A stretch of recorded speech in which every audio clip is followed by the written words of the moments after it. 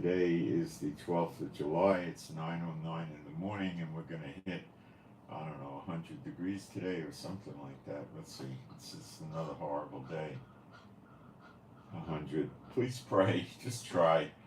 Pray that it's not so hot today in my area. Then Saturday we go to 91, 95, and then Sunday 91, and we get a little bit of a break, but it goes back up again a few days later. It's the weather in Israel is punishment weather, is what I call it.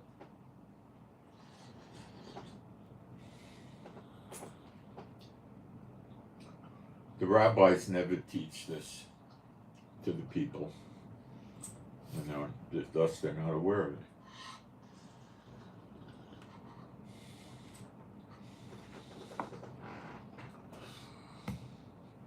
They keep teaching the people that the blessings on Israel are going to happen to all the Israelis, including the ones that do horrible, awful abominations. Things the Lord specifically prohibits, and they keep doing it, and they keep thinking the blessings are going to apply to them. Whereas if you look back in history, it's anything but the case. But what I'm going to do today is cover Israel's next war, which has been ongoing since October 7th. And we're in the year of redemption. It'll be over at the latest the first few days in August, if not before, probably before. And it's not Gog and Magog. And I'll show you why it's not Gog and Magog during the video. But I guarantee you'll believe me when I read you a few verses in Ezekiel 38 and 39 that it's not Gog and Magog. We're also going to cover what's going on with Biden and Kamala Harris.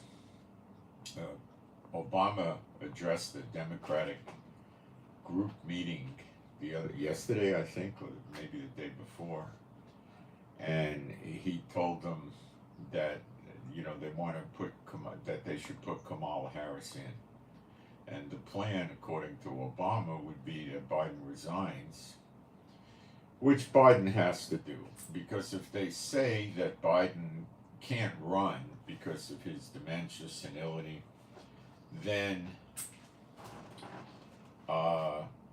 the people are going to want to yank him out of office, and that's going to be ugly for the Democrats, and Trump will beat the drum loudly on that one.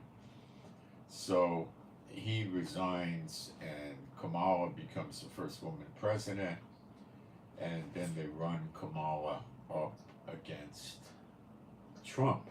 That's their plan, according to Obama, which is probably going to happen. But we gotta see. On my Telegram, I put up twice in one day. Biden was addressing publicly in front of the press people, and he made some stupid mistakes. Unbelievable. I don't really want to play him here because they don't like you playing other people's videos, but he was calling people Putin and all. It was ridiculous. It was just absurd. So they can't keep Biden together. All the king's horses and all the king's men can't put Humpty together again. He ain't coming together. And they know it. And they're also worried about the extent of his deterioration between now and the November election. Don't forget that. Okay? They can't keep him locked in the White House between now and November with a presidential race on. So, okay? So we're going to cover that and how that fits in with Bible prophecy, and some of you are going to be shocked about that, but I'm going to be very subtle about it, okay? And what else?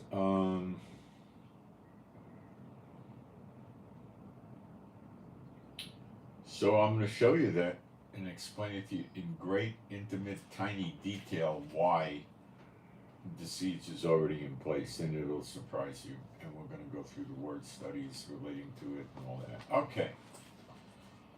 So, I'm going to go jump into the chat while people are propagating the live stream and take a look at to see if we have sound and picture.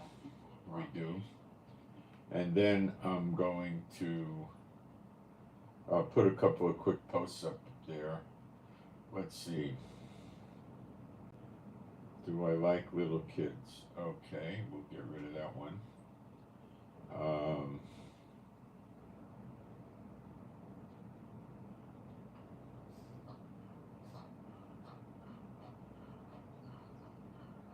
Is that our boy Hemingway? Well, we'll get rid of that one. Okay, we'll get a couple of quick posts up while people come in. It's going to be a really good understanding of the wars in Israel today. So, some people, oh, he's posting them, he's not talking, I'm running away. Well, then you're going to miss it. If you want the best intel on Israel's wars now in the Middle East, you're going to get it here because I tie it to Bible prophecy. And I'm going to tell you and show you things that you're not picking up in the media or anywhere. Okay.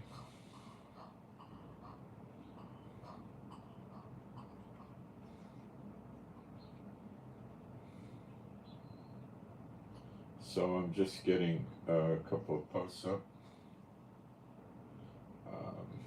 It's not going to be long at all. And it's fair. It gives people a chance to get the notice and read it, respond, and come in. So it's not, it's not so nice to just jump in and then people start coming in. What did I miss?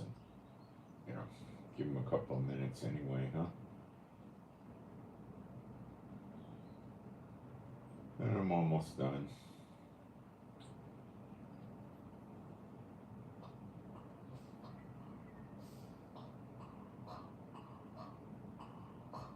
I think the bad ones come in right away at the beginning. You just knock them down. It's good. You get rid of them right away.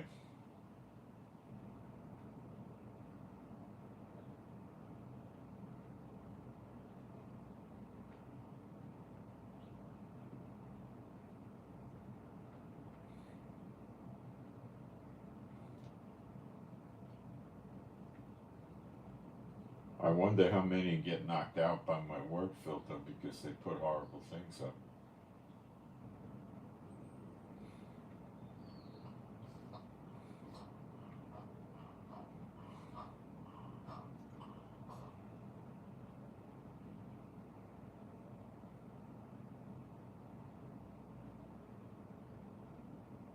Okay, I'm done.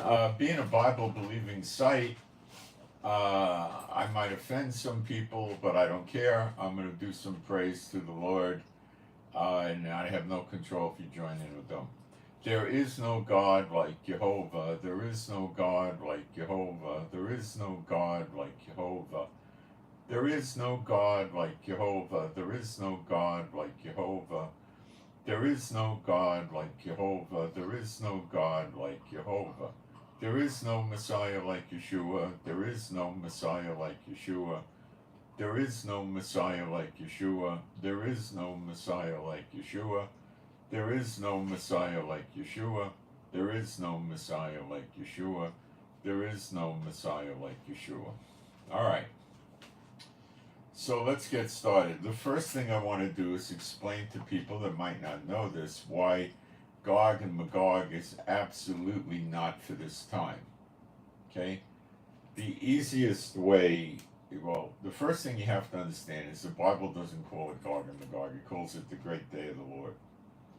And it's the falling away from Israel. And you have to read Ezekiel 38, 39 with Joel, the whole book, chapters 1, 2, and 3.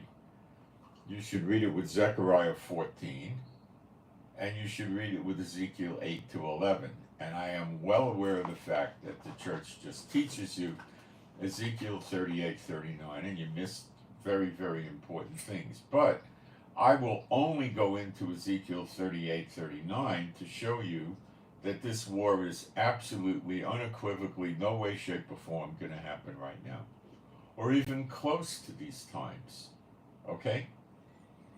And I'm going to do it in a very clear way, and it's not going to be sophisticated interpretations of prophecy. It's going to be cut and dry.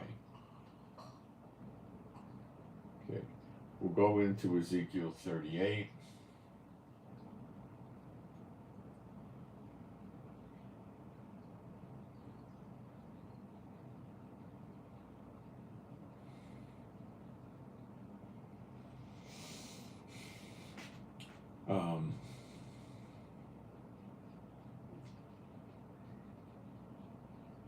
We can first pick it up in Ezekiel 38, verse 8. After many days thou shalt be visited, in the latter years thou shalt come into the land that is brought back from the sword. Now, you tell me Israel is brought back from the sword and prove it. I live here for many years. People are freaked out. Are you kidding? I mean, that doesn't require any explanation.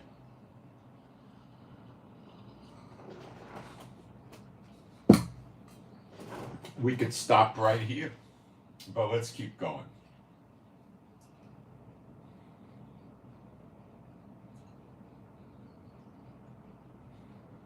Then it goes on, and it's gathered out of many people against the mountains of Israel, which have been always waste, but it is brought forth out of the nations, and they shall dwell safely, all of them. Well, he's talking about the next great Exodus, which here already happened, but a lot of you may not grasp that, so we'll skip. Because you're going to say, oh, the Israelis came out of many nations. Yeah, but just Judah and Levi, really, the 10 tribes aren't back yet. The lost tribes, as they like to call them. Thou, and we're certainly not dwelling safely, but more on that. Thou shalt ascend and come like a storm. Thou shalt be like a cloud to cover the land, and all thy bands and many people with thee. So when this happens, Israel's dwelling safely, which has not been the case since 1948. But let's keep going. Thus saith Adonai Yehovah. I gotta switch something here real quick. I got the wrong version up. Whoops. Where am I? 9 or 10.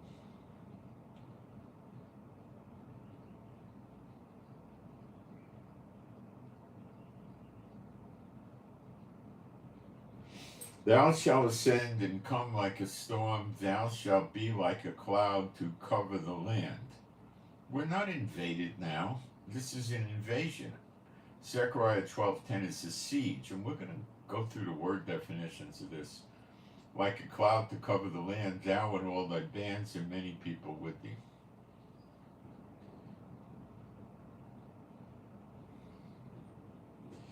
Verse 10, Ezekiel 38:10. Thus saith Adonai Yehovah, it shall also come to pass that at the same time shall things come into thy mind, and thou shalt think an evil thought. And thou shalt say, I will go up to the land of unwalled villages. Israel is definitely not that way today. We have gates around my village, and many villages and kibbutzes, which would be villages in a way, have all kinds of fences around them, security fences and so forth. There's all kinds of walls between us and the West Bank, and it's loaded with walls and gates and stuff. To the land of unwalled villages I will go, to them that are at rest. You think we're at rest? That dwell safely. You think we've been dwelling safely since 1948? Of them dwelling without walls, we got plenty of those, and having neither bars nor gates. Got tons of houses with bars and gates on them, tons. To take a spoil and a prey. 28% of the people here live at the poverty line. There's tons of poor people in Israel. To turn thy hand upon the desolate places that are now inhabited, though the desolate places are still desolate, and upon the people that are gathered out of the nations, which have gotten cattle and goods that dwell in the midst of the land. That sounds like wealthy people. That's not Israel. Sheba, that's really Yemen. Dedan, that's Saudi Arabia. And the merchants of Tarshish, which could be Cyprus or Lebanon or something like that, with all the young lions there, shall say to thee, art thou come to take a spoil? Hast thou gathered thy company to take a prey? to carry away silver and gold, to take away cattle and goods, to take a great spoil. A great spoil, the word for great is gadol, it means great. You're not going to get a great spoil out of Israel. The stores sell us the cheapest crap from China and other countries that you could buy. I mean, people have garbage, furniture, Therefore, son of man, okay. So if you think that the stage is set for Gog and Magog now in Israel, you're delusional. No, I know the churches teach this, but they're delusional. Okay? It can't be today. It's way the heck down the road. Okay? Way the heck down the road. All right, let me check the chat to see what kind of garbage is coming in. I don't see people. Okay, it's clean. So what is it? We're in a war, but where is it described in the Bible? The church will never teach it to you because it shows the two witnesses giving a victory. And it shows the sign of the Son of Man appearing in the clouds. And what happens when that happens? And they will not teach this. Not because they don't know. They don't want you to know. That's why. Now I'll read it to you.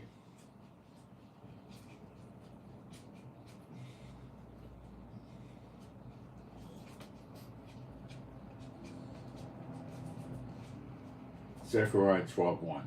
The burden of the word of the Lord for Israel, saith Jehovah, which stretcheth forth the heavens, and layeth the foundation of the earth, and formeth the spirit of man with him. Behold, I will make Jerusalem a cup of trembling. That means it's so scary they shake.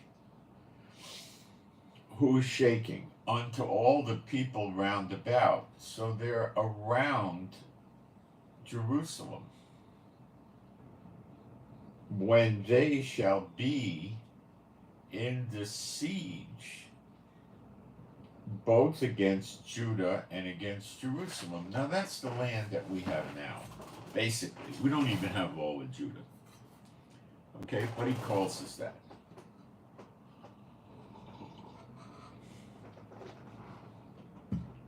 Why doesn't God call us Israel? Number one, we're not redeemed or restored to God yet. Number two, the 10 tribes, which is referred to as Israel, have not come back yet. So why would it make sense to call us Israel? It would be misleading. Gotta check these messages and see if I got anything important here. Hold on. What in the world is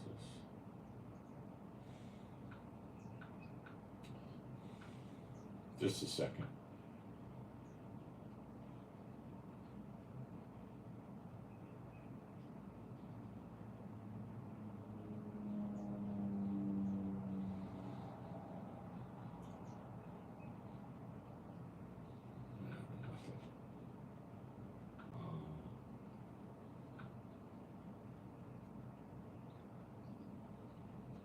Okay.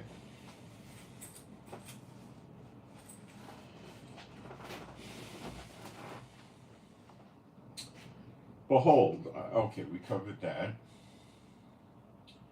So what it's going to be is a siege round about against Judah and Jerusalem, a siege. Now, we'll try to get a good interpretation of this word siege from the Hebrew, and then I'm going to do it from the English using an old Webster's dictionary from 1828, so you understand it very clearly. It means in the Hebrew, and putting it into English, hemming in, a siege. You keep saying, okay.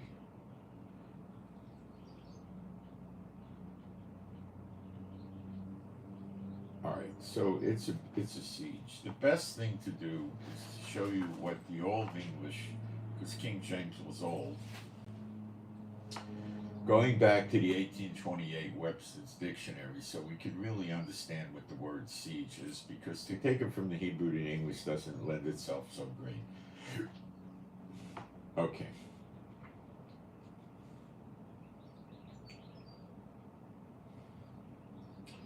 So I put some of this stuff up on Telegram earlier, so I'm going to go to Telegram and then I'm going to go through this with you.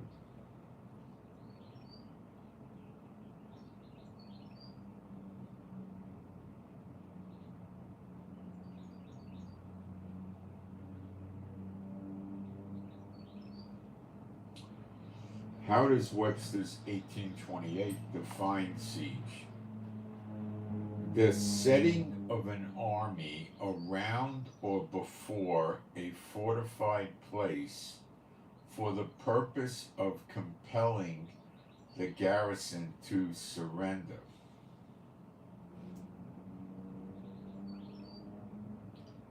Okay? It's not an invasion. They're surrounding us. Yes, when the Romans would lay siege to a city, they would surround it and they would launch weapons at it. Arrows, fire arrows, missiles, rockets, got it, mortars, arrows, fire arrows, catapults, flinging big balls of vegetation with tar on it to create fires. We get that. Hezbollah rockets are creating fires. Okay, we're in a siege. Have been for many months. Now, what I want to do is show you, because it says getting the garrison or the army to surrender. Now, this is not something you're really going to see in the movie, in the media, but I'm going to show you that what is going on with Hamas is basically why Hamas is not surrendering. And basically, Hamas is really winning the war in many ways. Here we go.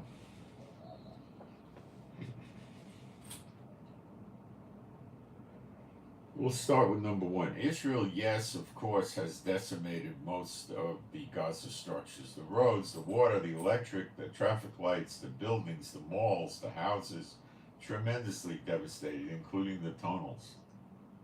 Okay, but they're still there. Yes, of course, now Hamas can't launch any rockets out of Gaza or any meaningful. Every few days they get something out, maybe. Hamas, now listen to me carefully, Hamas in reality is launching rockets into Israel through Hezbollah in Lebanon, who says as soon as Hamas accepts a suitable ceasefire and the Gaza war stops, Hezbollah will stop launching attacks into Israel. The reality is Hamas is still going to be attacking Israel, their buddies, until Israel withdraws completely from Gaza, leaving Hamas intact, in charge. They will not give up any hostages for that to happen. They said they'll negotiate hostage prisoner exchange after that happens. And we will not be able to stop them from smuggling weapons in from Egypt again. I would estimate within 2 weeks we'd be under heavy rocket fire again. Everybody would bring weapons to Egypt to give to us. Okay? Iran, Turkey, who knows, Russia, China. Okay? So what they want us to do is they want us to surrender. Okay? Now, what we need to do is look up the meaning of the word surrender in Webster's dictionary. So we did siege. Now we'll look up surrender. Okay, I'll get it open. Give me a second.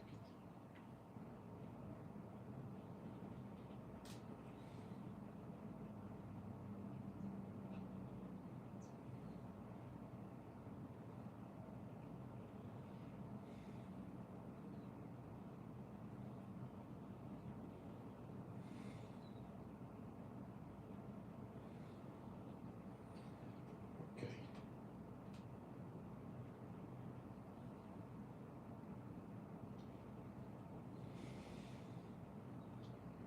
Surrender. To yield to the power of another, to give or deliver up possession upon compulsion of demand, as to surrender one's person to an enemy, could be to surrender a fort or a ship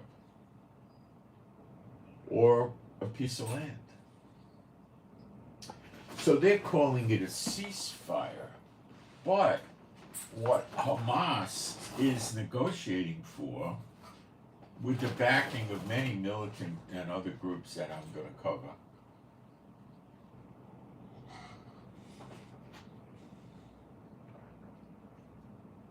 is a surrender. Not Israel coming up with an unconditional surrender and laying all the weapons to the IDF down and submitting to Hamas, which would basically mean being burned alive.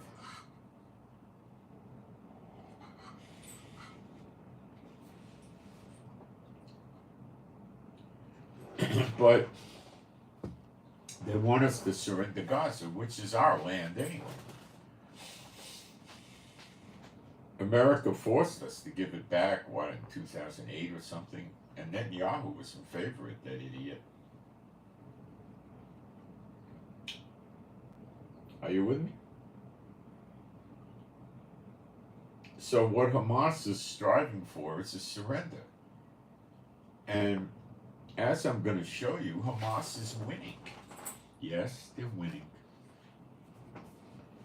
This was shown to me by the Lord this morning. Hamas is winning. Israel can't win. God can win, and God will win on behalf of Israel. But the wicked will be gone first, and I'll cover that. But Israel can't make it now with their IDF. They can't. And a lot of you may not know that, so we're going to go into the details.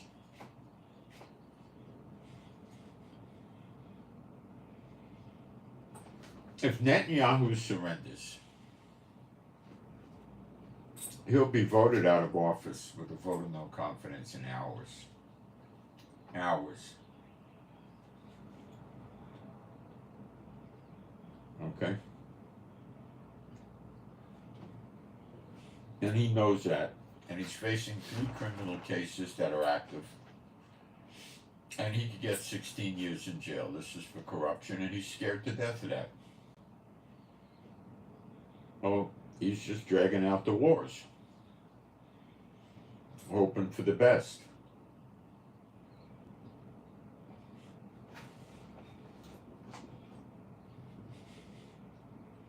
The deliverance is definitely going to come, as you'll see, but it's going to come through God, not the IDF, not America, not NATO, not the UN, from God. Okay. Let's continue and show you why Israel is losing.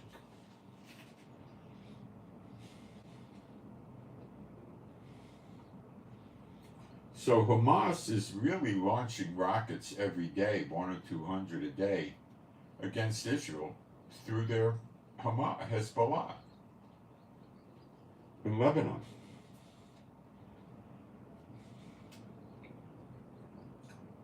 Now, the Houthis in Yemen are attacking shipping in the name of doing any commerce with Israel. I believe yesterday they hit 3 more ships. America and the UK pretty much gave up on trying to stop them. And they're saying they're going to keep doing this until Israel agrees to a ceasefire with Hamas, which means full surrender. Now, this is not literally a siege, it's a blockade, which goes with a siege, because what they do in a siege is they stop people from going and coming and going, and I'll show you that too. Israel cannot go to Gaza. Israel cannot go into Syria. Okay? Israelis cannot go into Lebanon.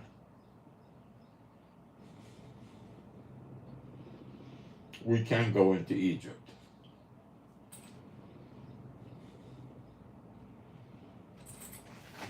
But we don't really have a border with Egypt. Okay. There is a little area you can cross, but never a lot.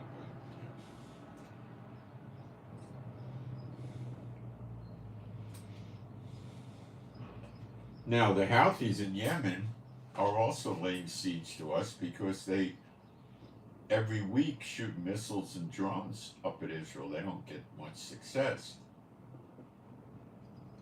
And they shoot at Israeli shipping.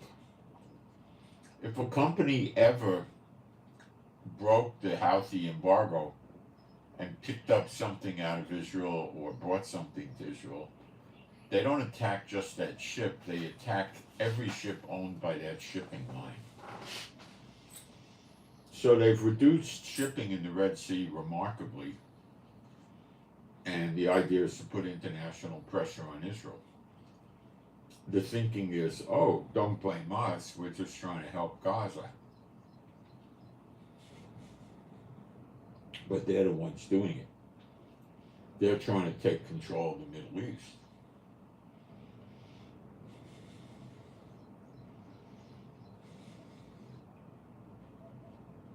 So Hamas is in reality attacking shipping in the Red Sea, the Mediterranean, the Sea of Aden, the Indian Ocean and stuff like that through the Houthis.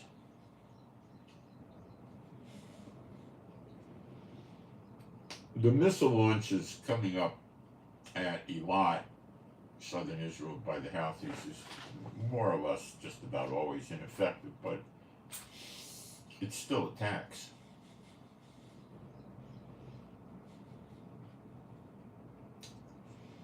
Iran is mobilizing Iraqi and Syrian militias in Syria now to open another front. And Iran has also got their soldiers in Syria and their weapons in Syria and stuff like that. So they're loading up in Syria to open up another front, but they're already there. So the siege is there.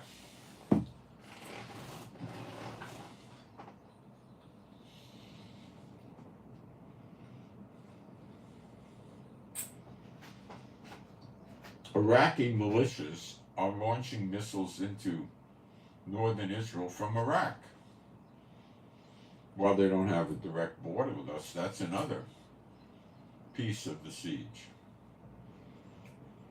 So Hamas is enabling the launching of missiles into Israel via their buddies in Iraq.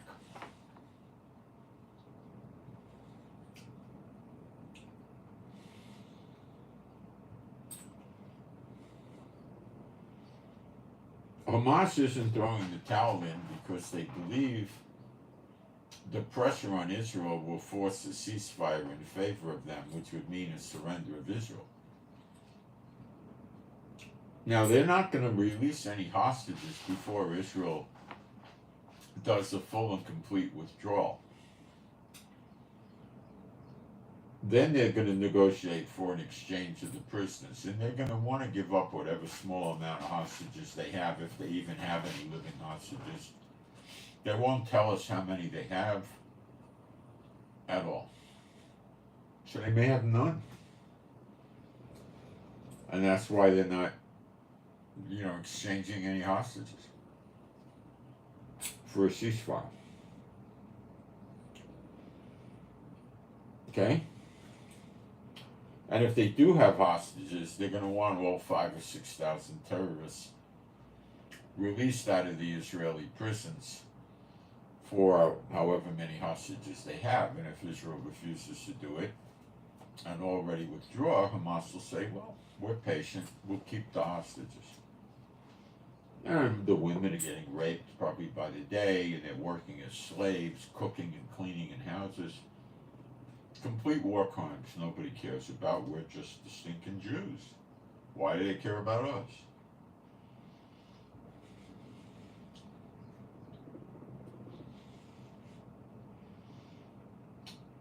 So why should Hamas throw the towel in? It looks likely they could break Israel down.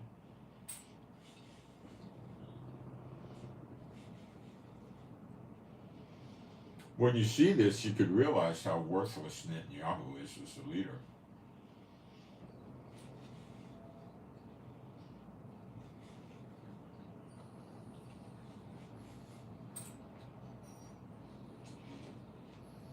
Israel gets like next to no support from anybody, and the support from Biden is you can't count on that.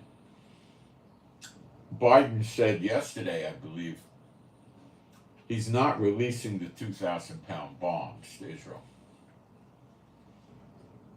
which Israel probably needs to blow the tunnels up in Lebanon. And Biden said because they'll use it in Gaza and cause a lot of civilian casualties, but I am giving them the 500-pound bombs.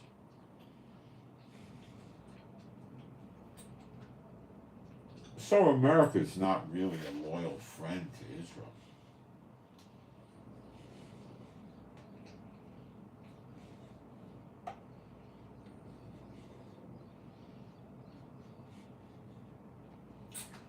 I would say all her lovers have left her.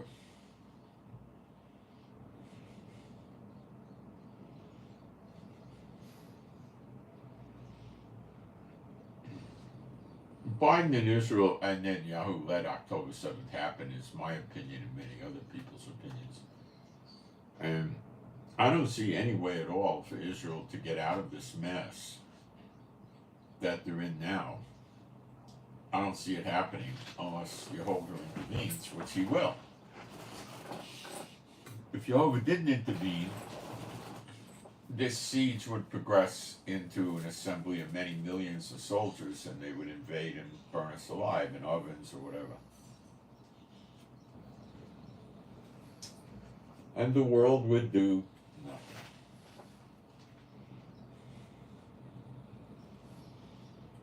The church people would put Israeli flags up and say, we pray for Israel.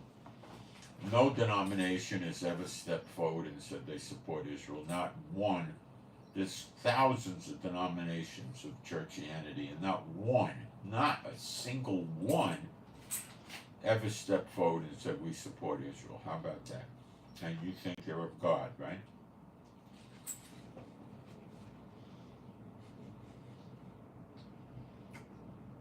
Were the prophets Jewish? Were the apostles Jewish? Is the Messiah Yeshua Jewish? And they don't care. The denominations never even said they support Israel.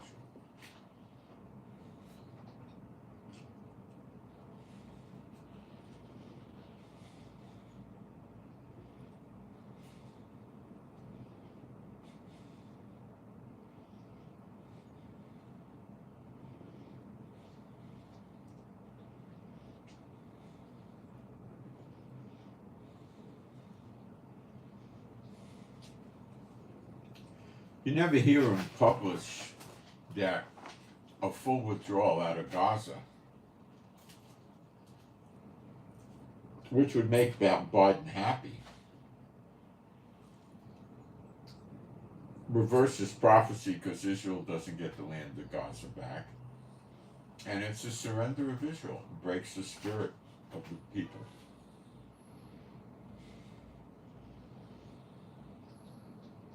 The siege against Israel is well advanced as of this date.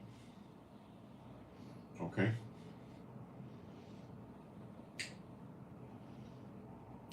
even if right now we don't see Egypt and Jordan joining in the siege, it's very much in place and has been for some time, but it's way more recently. So we don't need Jordan to be in place in the siege. Why? Because the West Bank surrounds Jerusalem, not really Jordan. This is Jerusalem, and this is the West Bank, north, south, and east. In the West Bank, there's 2.5 to 4 million Arab Muslims living there. We don't know how many.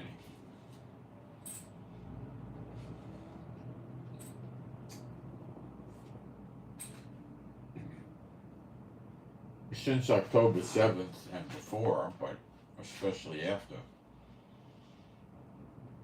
they've been attacking our military and police in Jenin, Nablus, Hebron, and occasionally other places. Hot shooting wars. Soldiers get hurt. Molotovs, occasionally shoulder-fired rockets, a lot of AK-47s, RPGs. Big battles, they last many hours.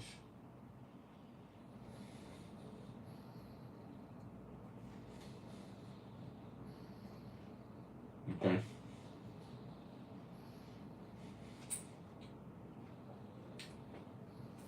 If that's not part of the siege, I don't know what the heck is.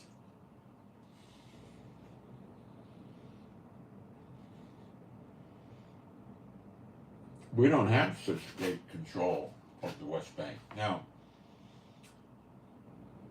the Palestinian Authority is in the West Bank, Ramallah.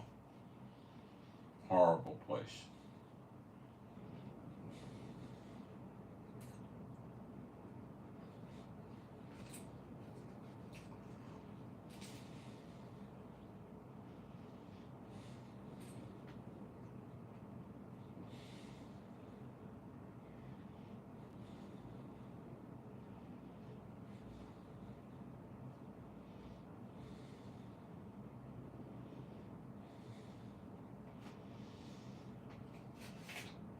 Palestinian Authority is run by Mahmoud Abbas, who hasn't stood for an election in over 10 years. He runs what's called the Slave for Pay program. If a terrorist gets arrested committing an act of terror against a Jew and goes to jail, Mahmoud Abbas pays the family of the terrorist about $3,200 a month for the entire time the terrorist is in jail. To put it in perspective, that amount of money in the West Bank would be like getting $10,000 a month in America, or $8,000 or $12,000, some big amount. Okay? So these kids help their poor family out by killing a Jew or trying to kill a Jew. They go to jail. And the family is well supported for as long as they're in jail, which is usually a long time. Now, if the terrorist gets killed, Mahmoud Abbas gives the family of the dead terrorist the same amount of money, $3,200 a month approximately, forever, as long as he's able to pay them. Now, it's impossible to make an argument that this does not inspire or motivate terrorism. The young kid kills Jews or tries to kill Jews. If he gets killed, he goes to heaven and paradise as a martyr, receiving 70 virgins. I think with inflation it's up to 71 or 72. They have virginity inflation or something, I don't know. And his family lives well.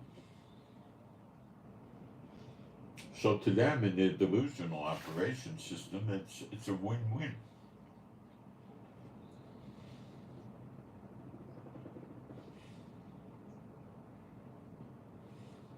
Okay?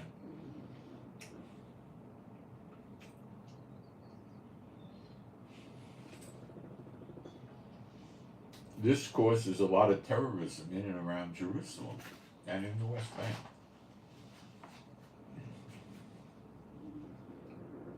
The siege. Biden gives this character money. Tens of millions of dollars. The European Union does. Many countries do. So he has money to support Murder Incorporated, the slave and pay program.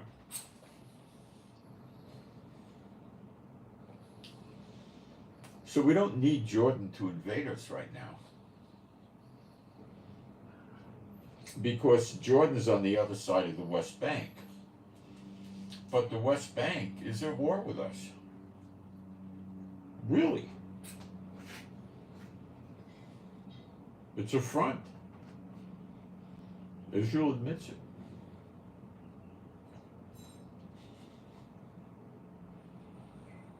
They're supporting Hamas in Gaza.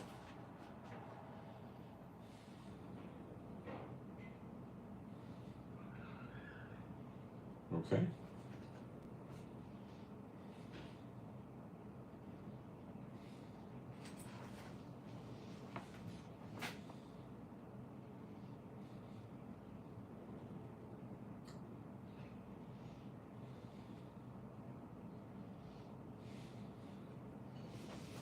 So we're probably not going to see Jordan and probably not going to see Egypt enter into it. We might, but we don't have to. It's already there.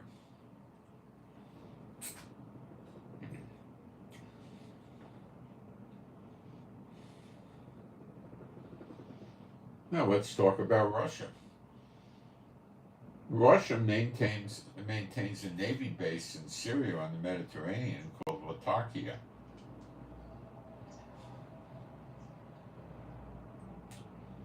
They also maintain an air base near Latakia where they keep Russian aircraft, fighter planes, bombers, whatever they want to keep there. And they keep warships in the Mediterranean and the Navy base they have there.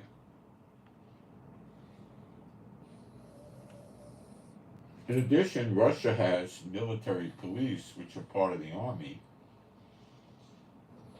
in Syria on the Golan Heights side, right by the border with Israel, where they shouldn't be. Apparently as a means of preventing Israel from doing land incursions there and taking back that portion of the Golan Heights, because Putin doesn't want to see Bible prophecy fulfilled. And the thought is Israel won't attack these Russian military police soldiers. They'd be afraid to.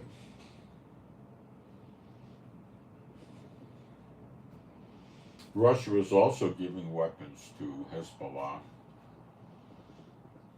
and probably the Houthis.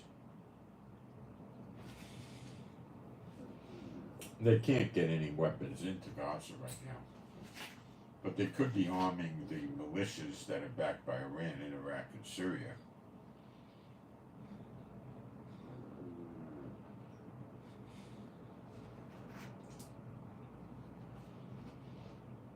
So Russia's in the siege. Now comes the government of Syria. Wednesday, we artillery attacked the Syrian army because they were going places they shouldn't be, according to some UN document that's 50 years old. So we shot up the Syrian military, not the terrorists.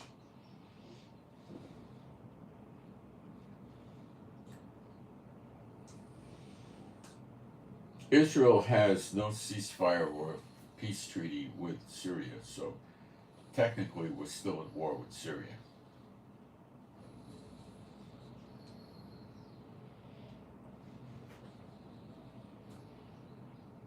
Inside Syria are Iraq and Syrian militias backed by Iran that want to get Israel. Russian soldiers are in there. Iranian soldiers are in Syria. And so is Turkey.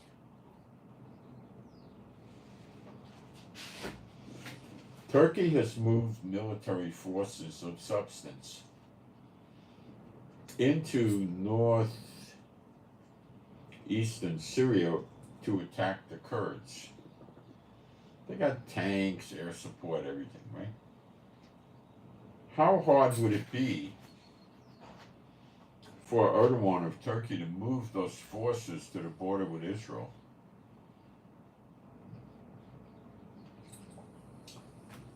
Since they're already in Syria, it would take a few hours, 8 hours.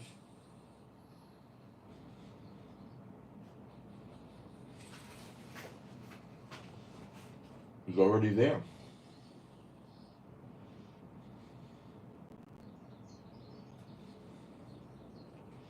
The UK has bases in Iraq and Syria. I think maybe, I don't know, not that many, but they have one or two.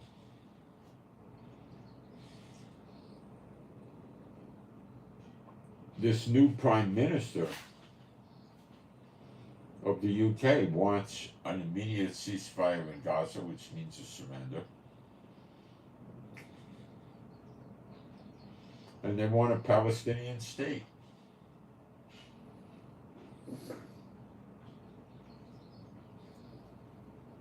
He could deploy the British troops against Israel.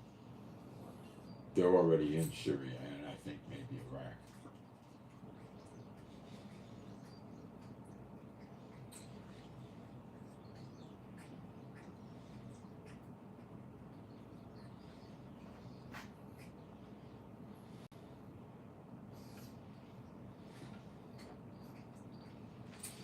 We have to be careful. It's very easy for us to assume that there has to be 5 or 10 million soldiers building a line around Israel waiting to invade, but no. The siege is already in place.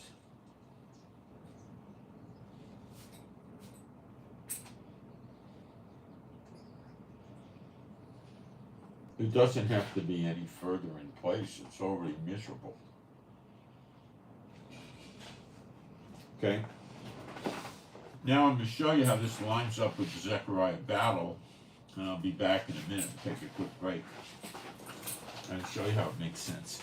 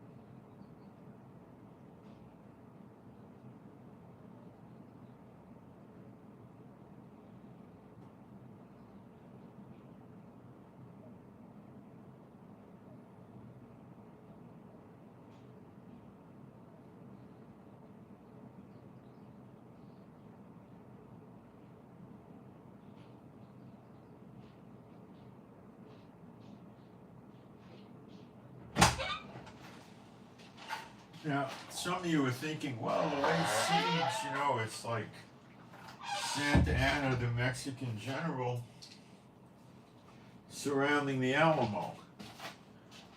Well, guys, today we have very sophisticated arrows, which we call missiles and rockets.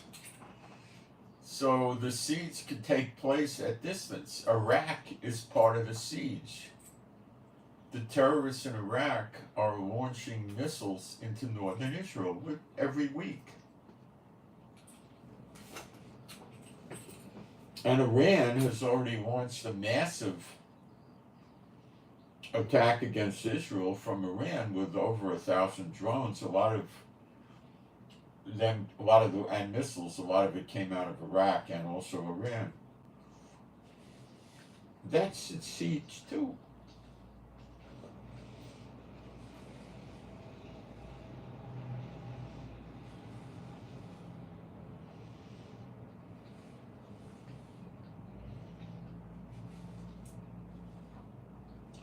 Let's say God let this continue another 3 months, which is not the case. What would happen? Well, more and more countries would keep launching more and more ordnance at us. More and more soldiers would collect in the different countries in the border near Israel. And then millions of them would come in. And it would be another October 7th. The women would be raped and tortured. Babies would be cut out of the mother. Fetuses cut out of the mother while they're both alive, and then they die. People would be burned alive. They took mothers and children, tied them together with wire, put them in cars and burned them. And sometimes they did it without putting them in cars. They just poured fuel on them and burned them alive. They cut people's heads off. Defaced bodies. They raped the women so much that the doctors that were examining the bodies found their pelvises were broken. And it appears they continued raping them after they were deceased, which is necrophilia. These are criminally insane people. Okay? They burned houses with people in it. People were in their bomb shelters, which are very hard to break into. So they burned them. I guess they died of smoke inhalation.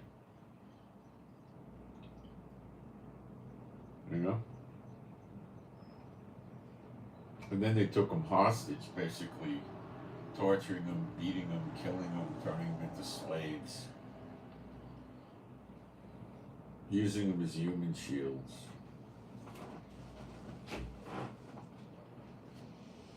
So Hamas and Hezbollah and Iran aren't sitting there in the paper and saying, we want Israel to surrender. No. They're describing the conditions of a surrender, but to make the medicine go down easy, they're calling it a ceasefire.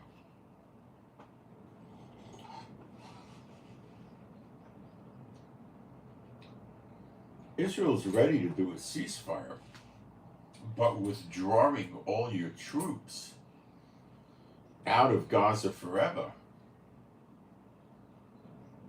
and not getting any of the hostages back is not a ceasefire, that's a surrender.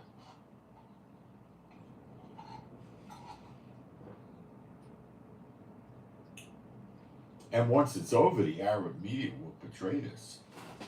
And the leaders of the Arab countries know this. Netanyahu and Biden and them, they're aware of this, but the average person walking the street in America, Europe, or Israel is not aware of this.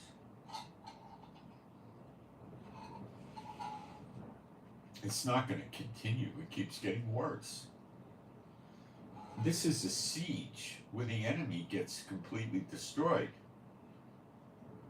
I don't see this as an invasion.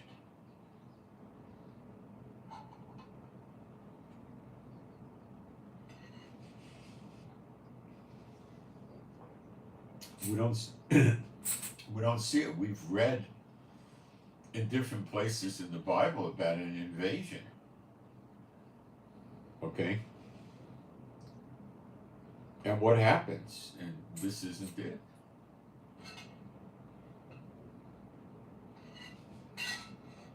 The Romans laid siege to Jerusalem, and they hemmed them in and starved them out.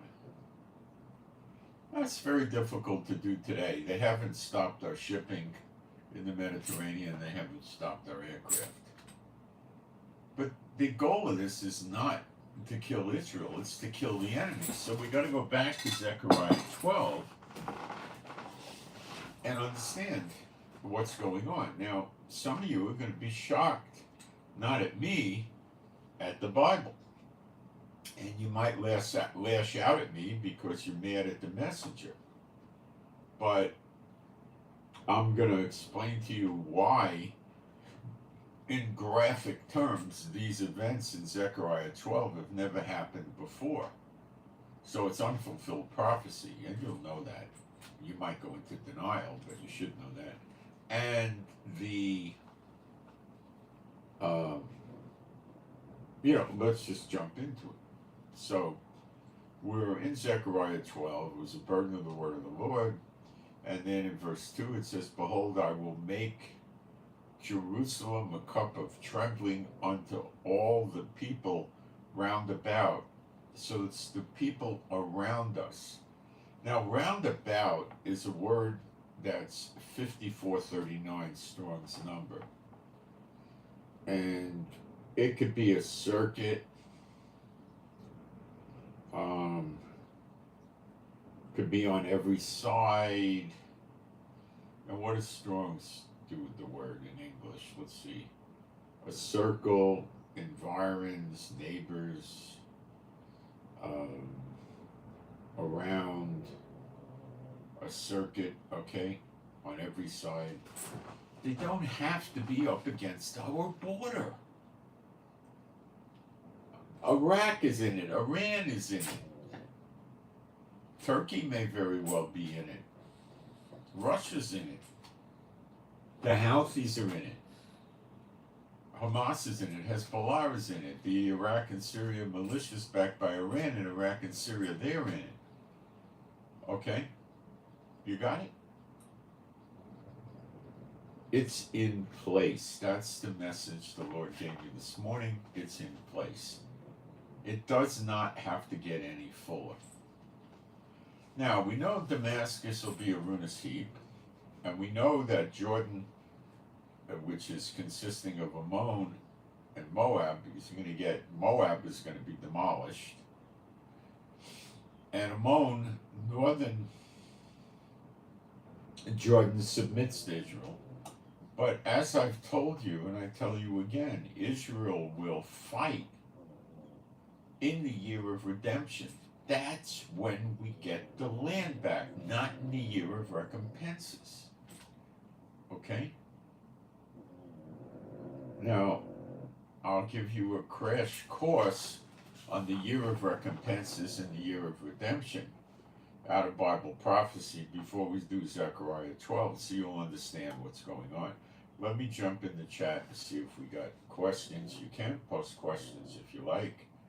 And if they're, not idiot questions, like, do I like to eat, camels or something like that? I'll try to deal with the questions, I never ate a camel in my life. They're kind of good critters.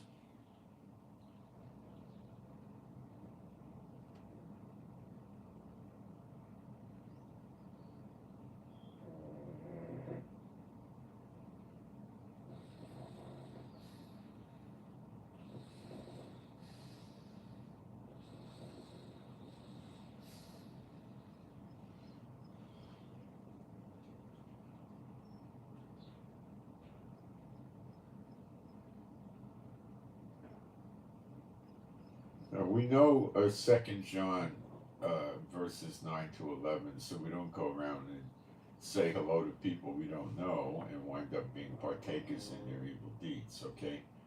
You're not dealing with church people. You're out of your league if that's your game.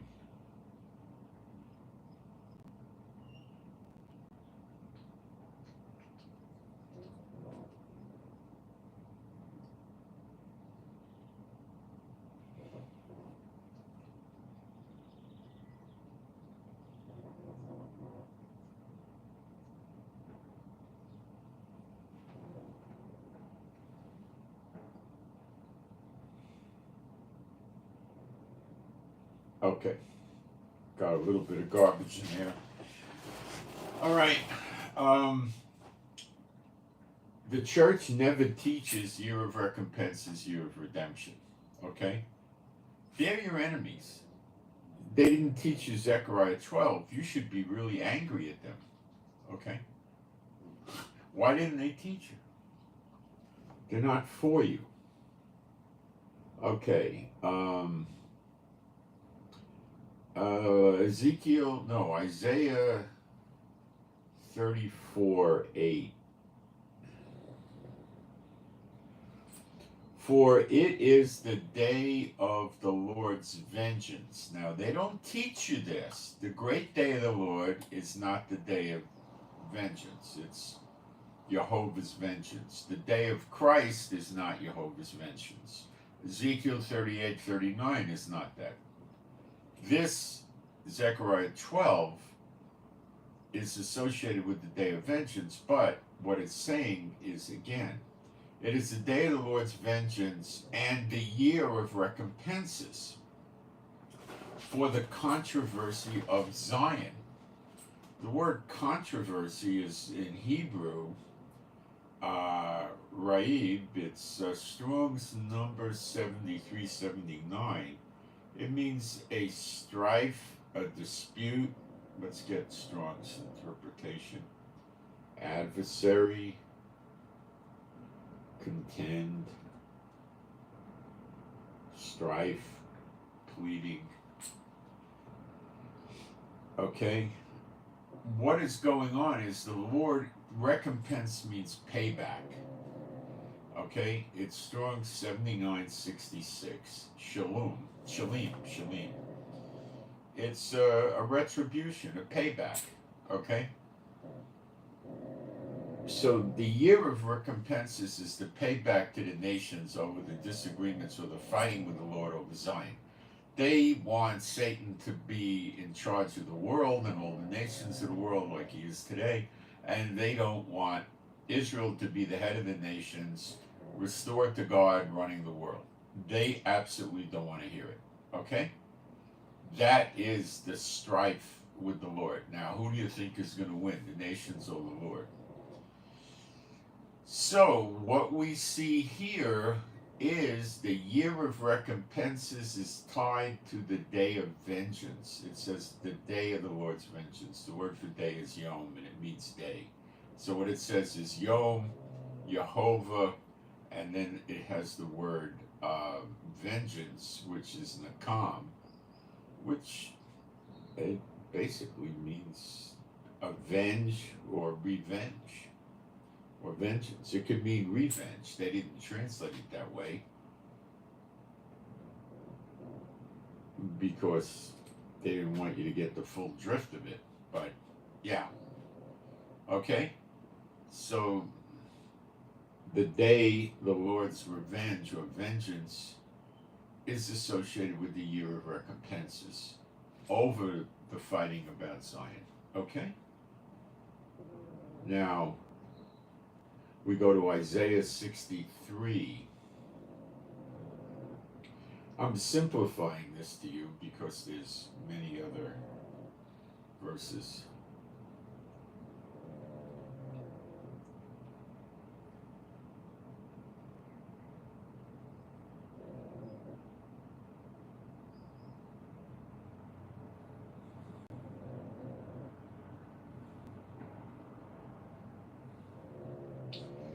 It's up at the beginning. I gotta find the right verse.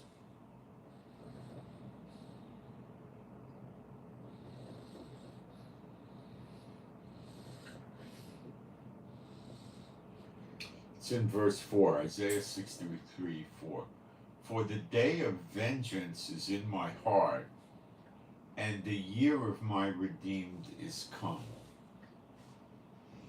So the day of vengeance is also associated with the year of redemption.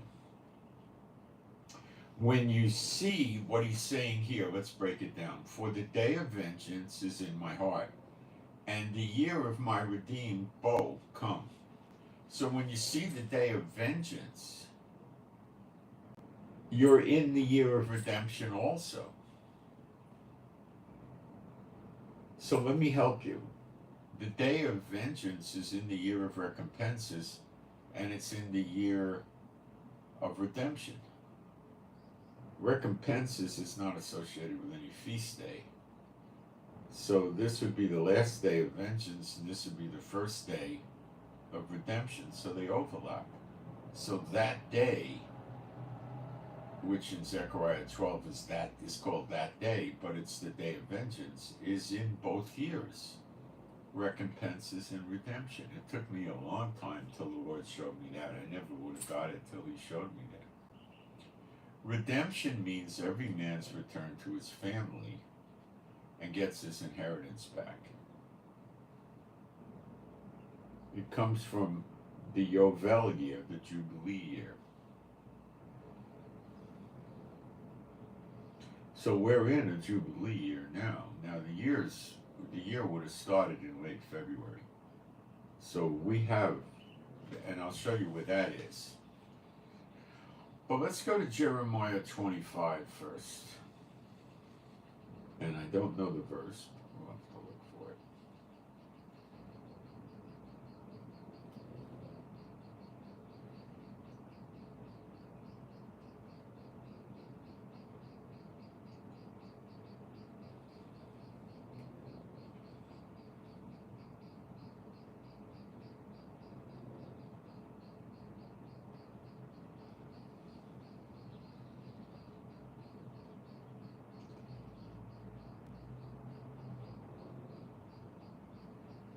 I'm looking for it.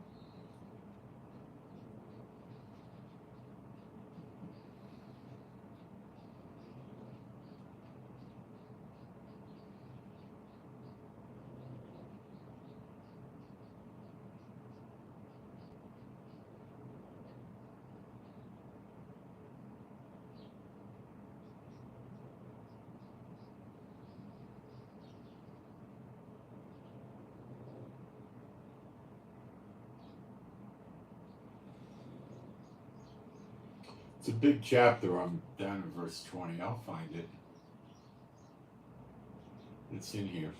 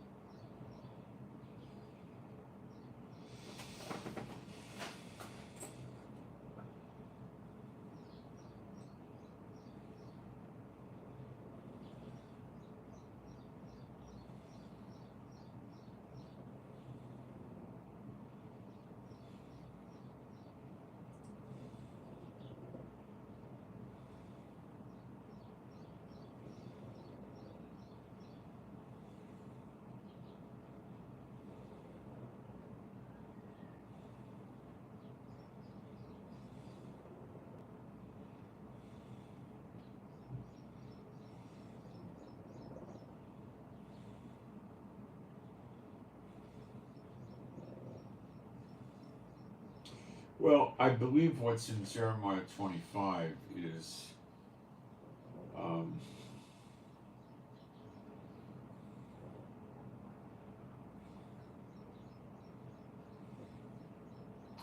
controversy over Zion.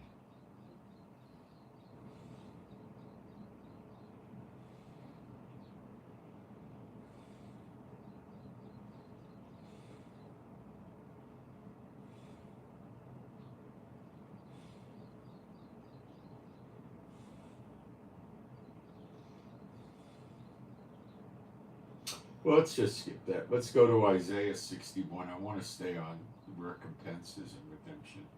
Isaiah 61 shows us that the year of recompenses, of redemption, is the Jubilee year. Here we go. The Spirit of Adonai Jehovah is upon me, because Jehovah hath anointed me. Now, what's the word for anointed? Mashiach. What does Mashiach mean? Well, to most people it means Messiah, but its literal meaning is anointed. Okay? So his name is actually Yeshua the Anointed. Okay?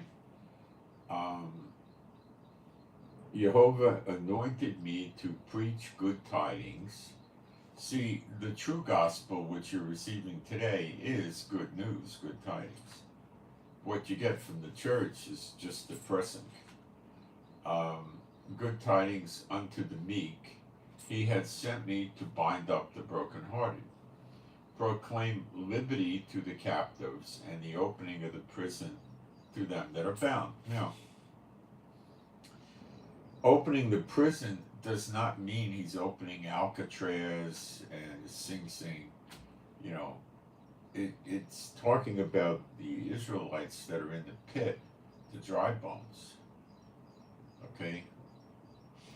Most of you don't accept that, but it's true.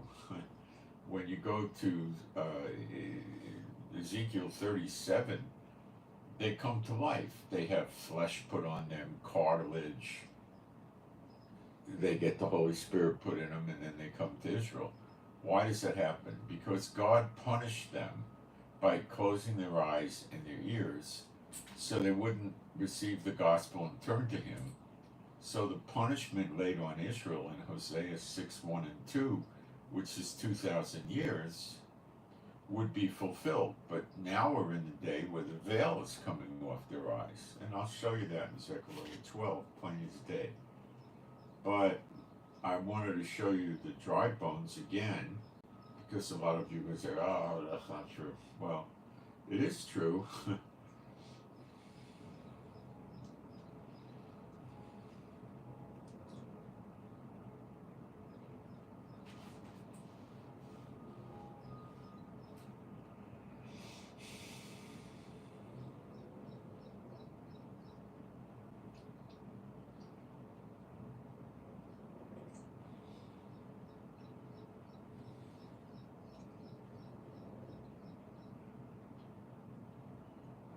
It's in Zechariah chapter 9, verse 11.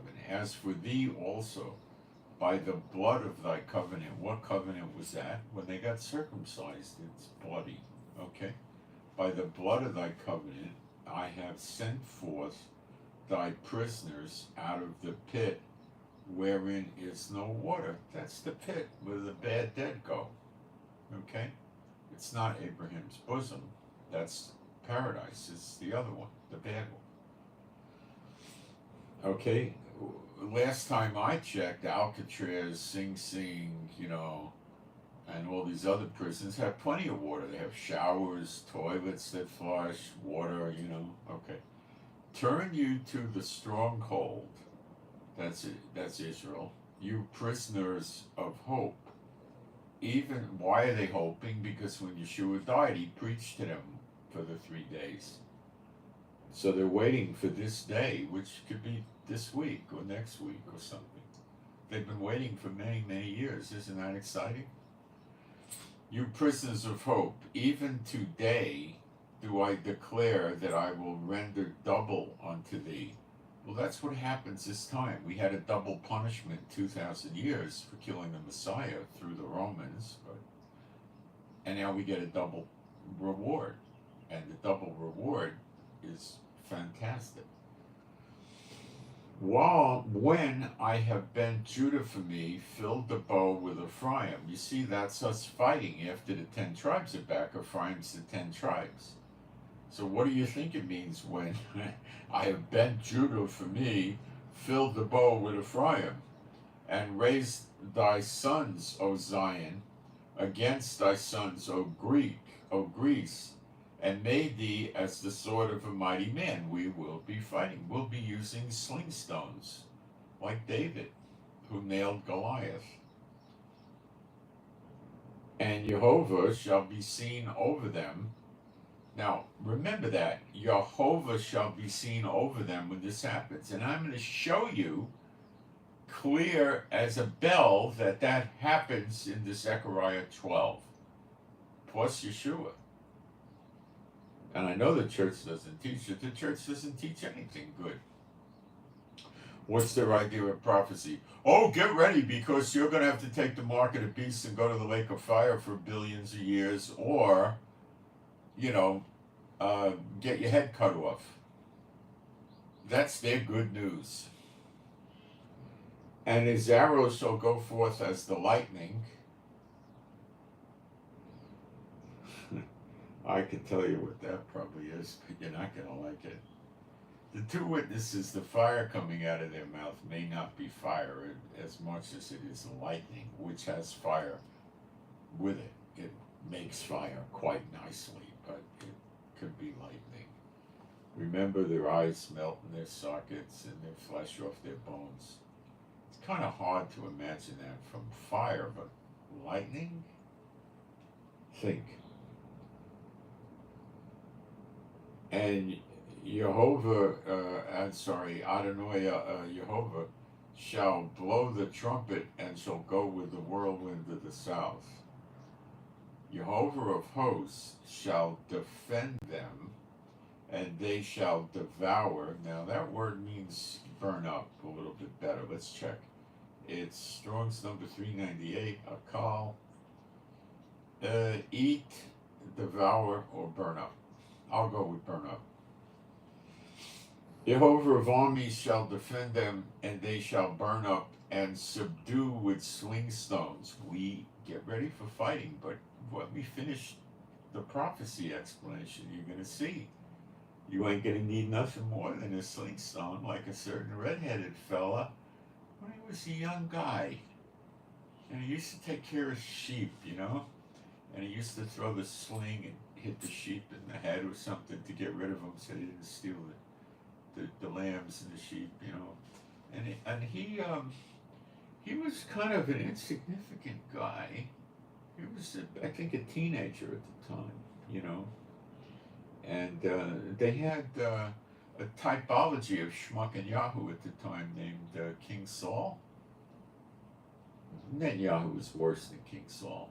King Saul never run the parades through Jerusalem that Netanyahu has the audacity to do. I wouldn't be surprised to see Netanyahu roasting on the right hand of Satan in the lake of fire. It wouldn't surprise me at all. But I don't know if that's the case. Subdue, devour, and subdue with sling stones. Well, maybe they shall burn up and subdue with sling stones. Maybe it means devour. And they shall drink and make a noise as through wine, and they shall be filled like bowls, and as the corner of the altar. And Jehovah Elohim shall save them in that day. That day, that's Zechariah 12. That's the first day of redemption, the last day of recompenses. That day, the day of vengeance. And that could be tomorrow, guys. I'd say the worst is you got 2.5, 3 weeks. For they shall be as the stones of a crown, lifted up as an ensign upon his land. For how great is his goodness, you'll soon know, and how great is his beauty. You're going to be shocked at how beautiful Jehovah is. I don't know the right word, beautiful, handsome. Let's go with beautiful, okay? Super beautiful. It'll floor you. Corn shall make the young men cheerful. Now I tell my joke. Does this mean corn liquor? Gotta have my joke, right? And new wine. That's why I say corn liquor. I don't think it means that, though. And new wine the maids. New wine, is that grape juice? I don't know. I don't know much about alcohol. I don't care for the stuff. I really don't. It just makes me sleepy. You know, when we used to run the guest house before COVID and before the wars, way back when, people would come here and they'd bring wine and they want us to have a glass of wine. So I used to try to get away with an inch, inch and a half or something, you know. Once some people came with a low alcohol wine, and that I really enjoyed. I don't know how much liquor was in it, but it was pretty mild, and I was able to. Otherwise, all I get from alcohol is sleepy. It's no value to me. I mean, I could just take the iPad, get in bed, and watch something, and you'd be surprised how quick I'd be sleepy, you know? And the iPad doesn't cost anything. So I don't get it. And then the hard liquor, when you drink it, man, it goes down like kerosene or gasoline. It burns. I mean, you know what? You know, and you know what the phony thing about this is the expensive liquors, which when I was in the world I experimented with, they do the same thing. I once, well, more than once, I bought this scotch called Johnny Walker Blue Label. This is going back maybe 20 years more. It was $140 a bottle, duty free on the cruise ships. Today it's probably $300-400 or something. And it burns when it goes down. Burns less, but it still burns. So maybe, I don't know, if you bought a bottle of scotch for $1,500, it wouldn't burn, but I doubt it. It's junk, you know? I mean, I don't know, you know. Will the wine be better when Israel's redeemed? I think it will. I think it will. And it's going to be like what we would call organic wine. It's not going to have chemicals and additives in it. So the hangover effect from that's another thing, the hangover, my gosh. So the hangover effect from the wine may be not even noticeable. But I mean, we're not supposed to get drunk. You can drink the stuff, you know. Today you could drink hard liquor, you could drink wine, you could drink beer. You're just not supposed to get drunk. Okay? Timothy, drink a little wine for your stomach. I mean, you could drink it, just don't get drunk. You know, so I would say for most of us, 2 glasses of wine or 2 cans of beer or 2 shots of hard liquor would be the maximum before you start losing your common sense. I mean, it's a moron's game, you know? And what do drug addicts like to do? Well, for most of the drugs, they go to sleep. Give me an iPad, I can go to sleep real easy, man. I don't need that stuff, you know? And then my wife will say, "You're addicted to your iPad." Yeah, I put it in a hypodermic and jam it in. Some of the other idiots take speed. I don't get it.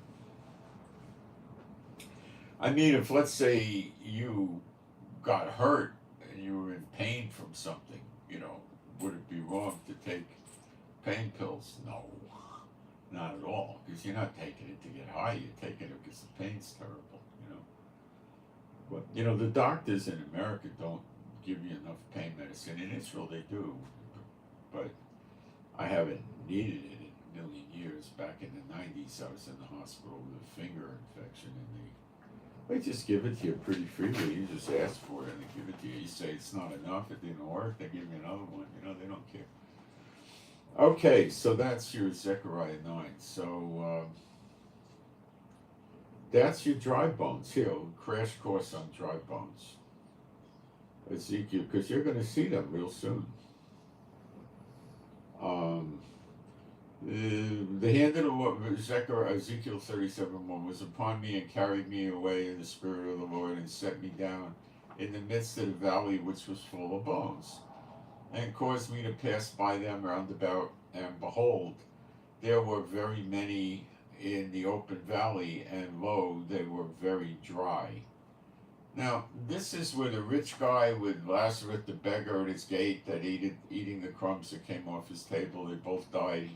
The poor guy went to Abraham's bosom. The rich guy went to the pit, and he yelled over to Abraham, "Send Lazarus over here. He could dip his finger in water and put it on my tongue because of this flame here." That's the pit. That's Sheol in the Hebrew, Sheol, and transliterated English. Can these bones live? Then I answered, "O Lord God, thou knowest." Now, the church people that sing, "the hip bone connected to the thigh bone, the knee bone connected to this bone, and the that bone that's not based on the scripture. That's just some, churchianity song. It's nonsense. Again he said unto me, "Prophesy upon these bones. Say unto them, O you dry bones, hear the word of the Lord."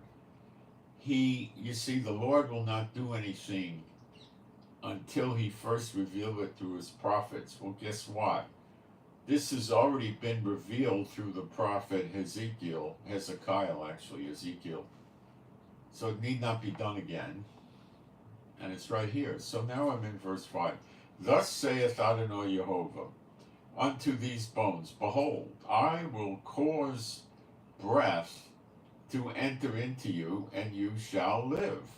This is, the word for live is chai. It means come to life. Remember that. Live. Okay, we're going to cover that in a minute.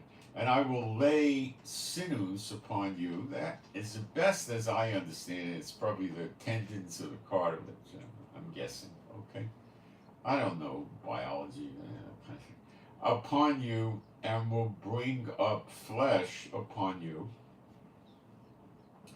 and cover you with skin. I don't know what flesh is. The stuff under the skin. I don't know, the muscles and the fat. And cover you with skin, and put breath in you, and you shall live, and you shall know that Ani Yehovah, I am Yehovah. Now, when it says put breath in you, the word for breath is ruach, which is spirit. It can mean breath and it can mean spirit. Let's keep reading. So I prophesied as I was commanded, and as I prophesied, there was a noise, and behold, the shaking, and the bones came together, bone to bone.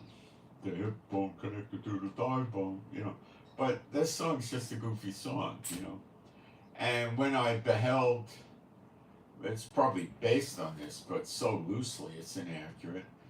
And when I beheld, lo, the sinews, I don't know, cartilage, tendons, whatever, and the flesh came up upon them, and the skin covered them above, but there was no breath in them. Now, that word is ruach again, so he could be. Let's read. Okay, then said he unto me, Prophesy unto the wind. Now, that word again is ruach. Prophesy, Son of Man, and say to the wind, to the ruach, Thus saith Adonai Yehovah, Come from the four winds, O ruach, and breathe upon these slain. The word for breathe is breath, actually, which is, like, it could mean blow or something. Let's see what Strong's does with this in English.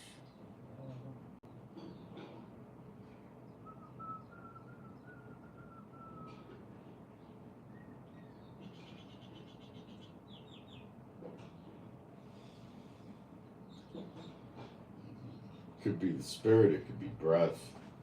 And breathe upon these slain that they may live. So I prophesied, and as he commanded me, and the breath came into them, and they lived, and stood up upon their feet, an exceeding great army. And he said, now the word for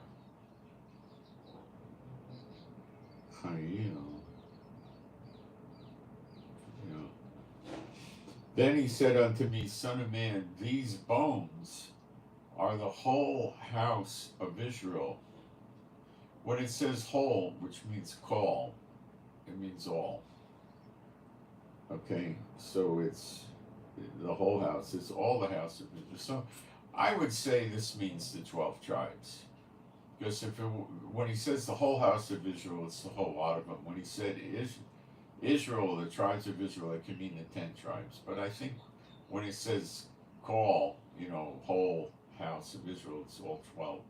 Behold, they see our bones are dried, and our hope is lost. We are cut off for our parts. They know they were cut off from the land of the living because of what they had done.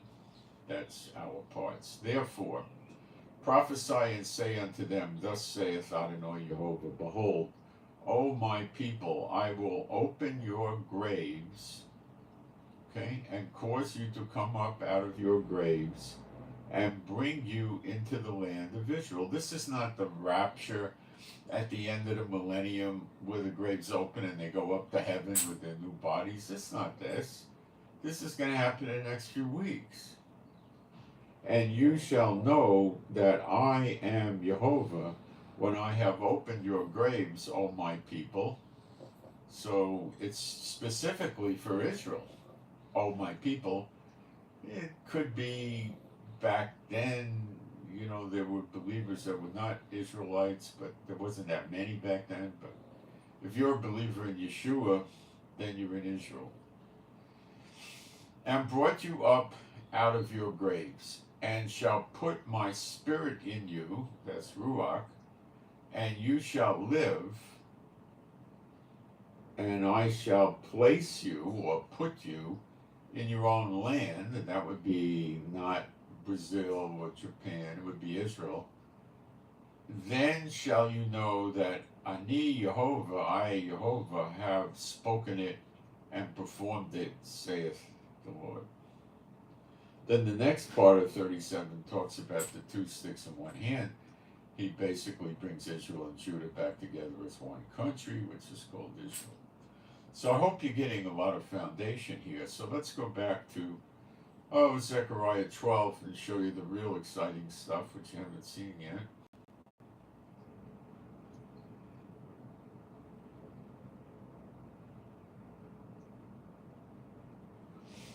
In verse 4, in that day, there it is, that day, it's a day, you got to get this down, it's one day, saith Jehovah, I will. Now remember what happens to the daughter of Babylon, or mystery Babylon the Great, which is Washington, D.C., in Revelation 17. It'll happen suddenly in a day, in an hour. Remember, America is already invaded. You've got 7 to maybe 8 or 9 million sleeper agents. China has them on land that's adjacent to many of the big American military bases. You've already been invaded. These are the military-aged males. In that day, saith Jehovah, I will smite every horse with astonishment, and his rider with madness, and I will open mine eyes upon the house of Judah. Now, that's because the house of Israel is not there yet. Just Judah. That's who's here now, Judah and Levi. It's a tiny bit of Benjamin, probably. And will smite every horse of the people with blindness.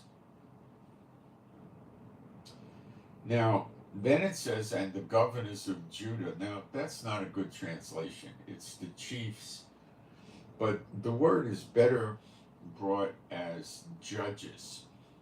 See, what the church never teaches you, again, is found in Isaiah 1, verse 24. Therefore saith Adonai Jehovah of armies, the mighty one of Israel. Gee, he didn't say the mighty one of the church denominations, did he? I will ease me of my adversaries and avenge me of my enemies. Now, the word for avenge is nakam, vengeance, day of vengeance. Got it? And I will turn my hand upon thee. That's a good thing. And purely purge away thy dross and take away all thy tin. Okay, remember that. Purge away the dross and take away the tin. And I will restore thy judges as at the first. Who were the judges at the first? Moshe, called Moses in English, and Aaron, called Aaron in English. Moses and Aaron. They were prophets, yes, they were, and they were judges. They judged Israel. And thy counselors, that's at the beginning. Those are the 70 that Moses and Aaron had. Afterward, thou shalt be called the city of righteousness, the faithful city.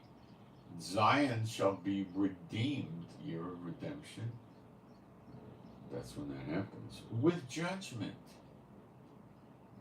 Okay, well, the bad ones will be getting cut off. And her converts with righteousness. And the destruction of the transgressors and of the sinners shall be together. And they that forsake Jehovah shall be consumed.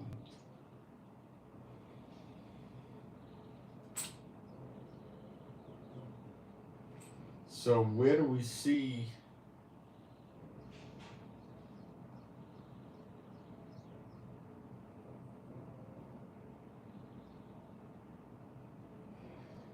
purge away Isaiah 125, and I will turn my hand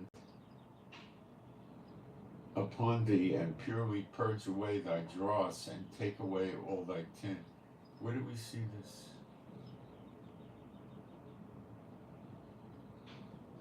I'll show you. You see it in Zechariah 13.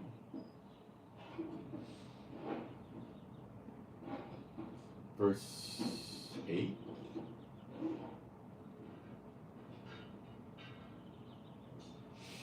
And it shall come to pass that in all the land, saith Jehovah, 2 parts or 2/3 therein shall be cut off and die. That means dead. But the 1/3 shall be left therein. And I will bring the 3rd part through the fire and refine them as silver is refined, and try them as gold is tried. They shall call on my name, and I will hear them, and I will say, it is my people, and they shall say, Jehovah Elohim, Jehovah is my God. Now that didn't happen yet. And you see more of this in Malachi 3. Behold, verse 1, I will send my Malach. There's a play on words. Malachi is really Malach. It means messenger. I will send my messenger, that's Elijah. And he shall prepare the way before me. All right. Now, what I can't develop this right here today, but you can expect the 2 witnesses to be around for over 70 years. It could be 80, 90, 100, 120 years or something like that. It's going to be a long time. Okay. The judges were prophets in the past. Samson was a judge, for instance. Israel, not always, but many of the times they had judges, did very well. Okay. And he shall prepare the way before me. And Adonai, whom you seek, now that's the glory God of Israel, who's the angel that God put his name in Exodus 23, verse 20, and was with Moses and Aaron and the children of Israel in the desert. And that's Michael, the high angel. And Jehovah, whom you seek, shall suddenly come to his temple. That's not Jehovah, it's Adonai, the Lord. That's the glory of God of Israel. Church doesn't talk about that. Even the Malach of the covenant, well, they believe that the Israelites believe will teach them the Torah, and he will. Whom you delight in. Well, they delight in him because they put a place setting out for him in every Passover. They have a plate, silverware, they pour him a cup of wine, they have chairs with his name on them, embroidered. And if it's safe, they leave the door open for him to come in. This is superstition, not in the Bible, but they delight in him. Behold, he shall come, saith Jehovah of hosts. But now what happens when he comes? But who may abide the day of his coming? And who shall stand when he appears? For he is like when he appears openly. For he is like a refiner's fire, and like a fuller's soap. And he shall sit and refine and purify of silver, a refiner and purifier of silver, and he shall purify the sons of Levi, and purge them as gold and silver, and they may offer unto Jehovah an offering in righteousness. Well, this is absurd to the church because they think the Lord is dead. Now, what you see here is this is Zechariah 13, verse 8 and 9. So Zechariah 12 is already over when Elijah's working like this. Otherwise, he'd be working with missiles and rockets landing. But the wicked in Israel are going to get destroyed. The bad ones surrounding Israel were already destroyed by Elijah and Apostle John, as you'll see, the two witnesses. But this is coming after. Zechariah 13 is after the bad ones are dead. Okay. Then shall the offering of Judah and Jerusalem be pleasant unto Jehovah, as in the days of old and in the former years. And now that means we're going to have the blessings of the law. And I will come near to you to judgment. I will be a swift witness against the sorcerer, that there be any kind of witch, adulterers, false swearers, those that oppress the hireling in his wages, the widow, that oppress the widow, oppress the fatherless, and turn aside the stranger from his right. And fear not me, saith Jehovah of armies.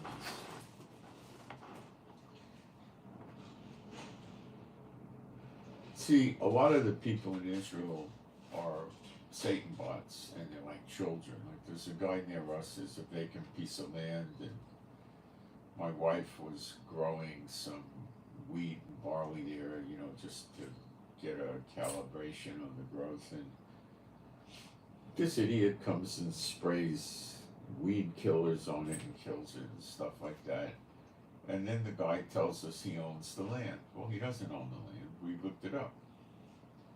But you see, this is taking advantage of even though I've been here many, many years, I'm not one of them. I wasn't born and raised here, but I've been here many years. And they treat you differently. They discriminate against you. So, like a child, he lies to me and says he owns the land, but he doesn't own the land. This is the kind of thing that you get. The people in Israel, not all of them, 2/3 of them, are pretty awful. And this cutting them off is going to happen rather soon. And you see another manifestation of this in the next chapter of Malachi, which says, For behold, the day cometh that shall burn as an oven, and all the proud, yea, and all that do wickedly, shall be stubble, and the day that cometh shall burn them up, saith Jehovah of armies, that it shall leave them neither root nor branch. And this is talking about the Israelites, the 2/3 that are going to get killed. They're going to be burned up. Who has fire coming out of their mouth? The two witnesses, Apostle John and Elijah. It can't be Moses because it's elected unto man to die only once, and he died. It can't be Enoch. It makes no sense. Why would it be Enoch? Okay. Who else do they say it is? I'm trying to think. Usually they say Elijah or Moses, So it is Elijah, but it can't be Moses. And with John, it says he must, in Revelation, he must prophesy again to many peoples. Well, he hasn't done that yet. And then Yeshua said, there be some standing here today that shall not taste of death until they see the kingdom of God. Well, that doesn't say some. basically translates better or correctly as someone, and that's Apostle John, who Yeshua called the beloved. Okay, so he's still alive. That means he already has everlasting life. Or how the heck would he still be alive? It's elected unto man to die only once. We know he dies. You got it? But unto you that fear my name, do you fear the name of Jehovah? Shall the Son, S-U-N, Shemesh in Hebrew, of righteousness arise with healing in his wings. It's not wings, it's extremities.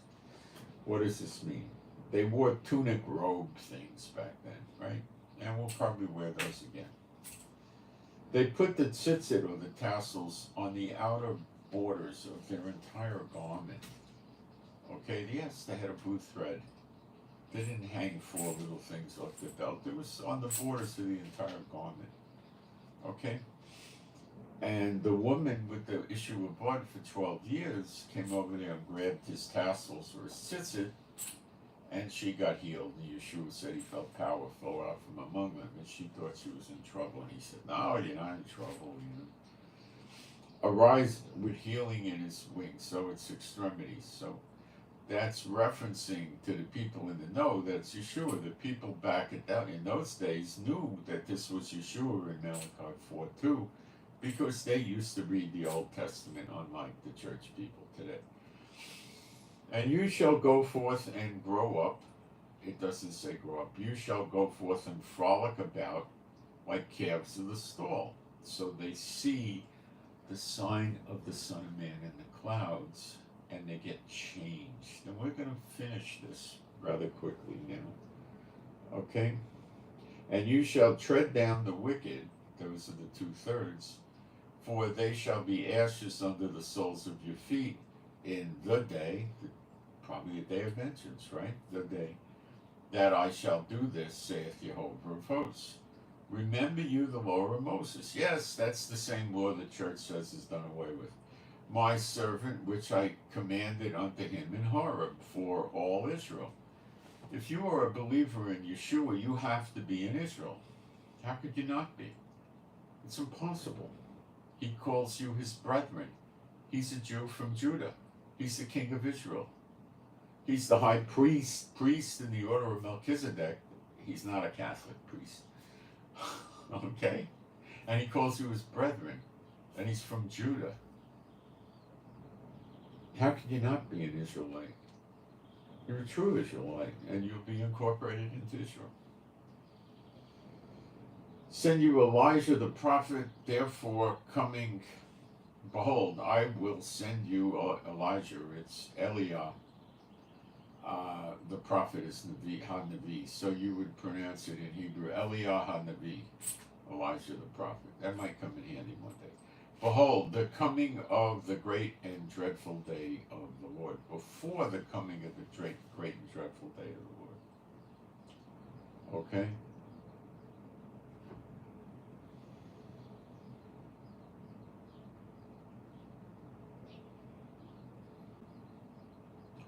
The great and dreadful day of the Lord is minimally I'd say more than 70 years down the road. Now, what do we know happens also before the great and dreadful day of the Lord? I'll show you.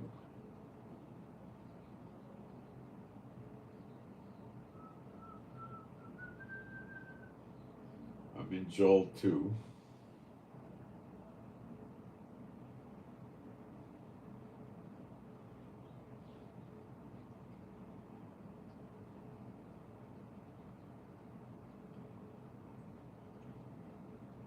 Now, Joel 2 talks about the great day of the Lord, which is not Zechariah 12. Zechariah 12 is Jacob's trouble, as in Jeremiah 30, and Jacob's trouble.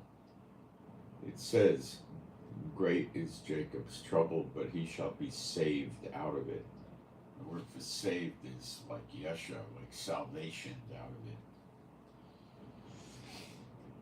I'll get you the exact word. Hold on.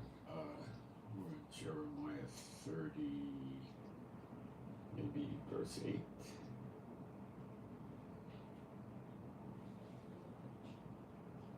No, probably 6.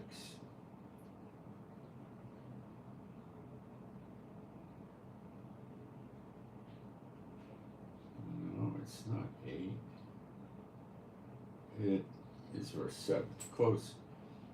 Alas, for that day is great, so that none is like it. It is even the time of Jacob's trouble, but he shall be saved out of it. What is that word saved? It's Yasha. Yeshua is his real name. There's no J in Hebrew. Yeshua. The root of Yeshua's name is Yasha, which is salvation. They say saved. They should say salvation. But that's not a word, but we'll make it a word. There ain't no such word as salvation, but we'll make it. He shall be salvation out of it. How? Because of the appearing of the Son and the Son of Man in the clouds. But let's go back to Joel, and I'll get all this wrapped up for you.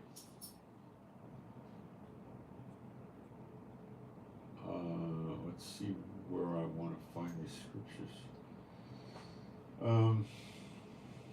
I want to give you the sign when Yeshua is going to appear.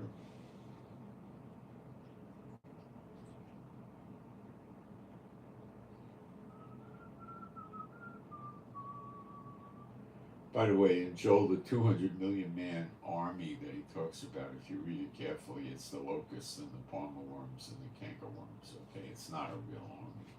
It's not the Chinese army like they teach. It's stupid. It tells you in the scripture it's the bugs.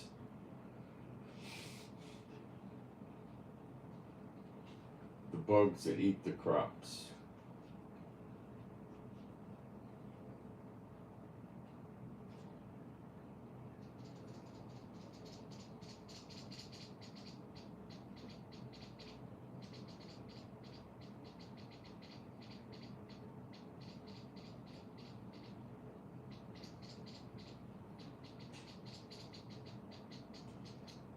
The sun shall be turned into darkness, and the moon into blood, before the great and terrible day of the Lord come. Now, that is Gog and Magog, the great and terrible day of the Lord, the great day of the Lord. The sun goes dark, and the moon goes into blood, before the great and terrible day of the Lord, right? Now, remember those words for a moment. Behold, I will send you Eliah the prophet before the coming of the great and dreadful day of the Lord. Can you dig it? Did you get it? Elijah's here. You're in the days of Elijah already, but when he appears openly and starts laying it on the enemies within and without Israel.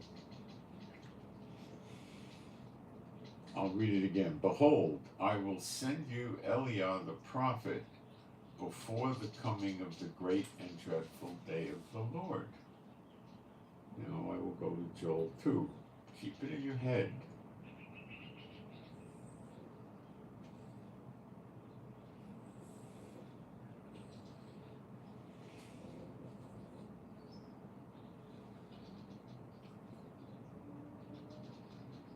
Find the verse again in Joel 2.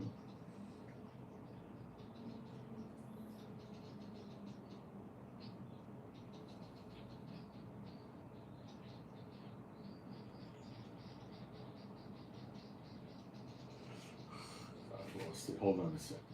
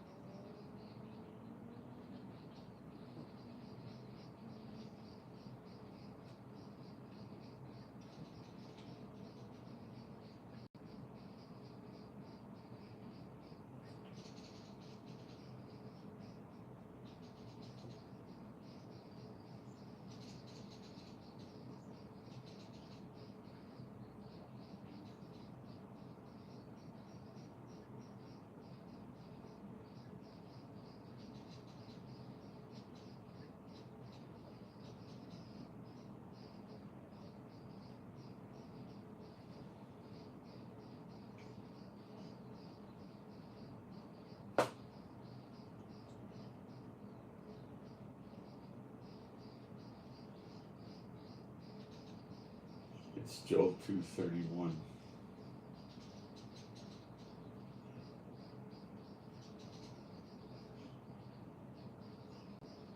The sun shall be turned into darkness and the moon into blood before the great and terrible day of the Lord.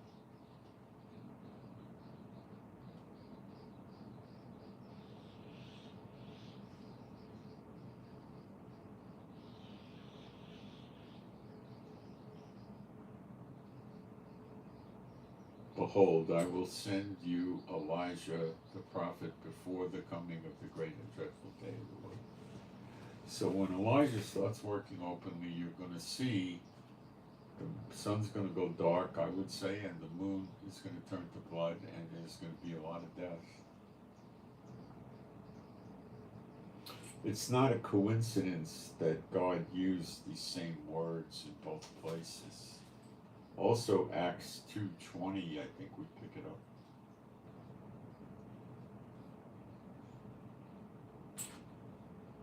The sun shall be turned into darkness and the moon into blood before that great and dreadful, notable day of the Lord come. So before the day of the Lord comes, you see this. So let me let the cat out of the bag for you guys in Zechariah 12 already. So where are we? Maybe verse 8.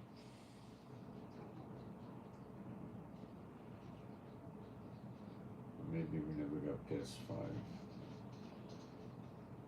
5.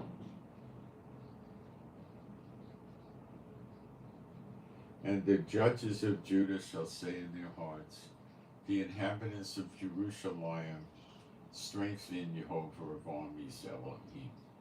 So the inhabitants of Jerusalem are believers.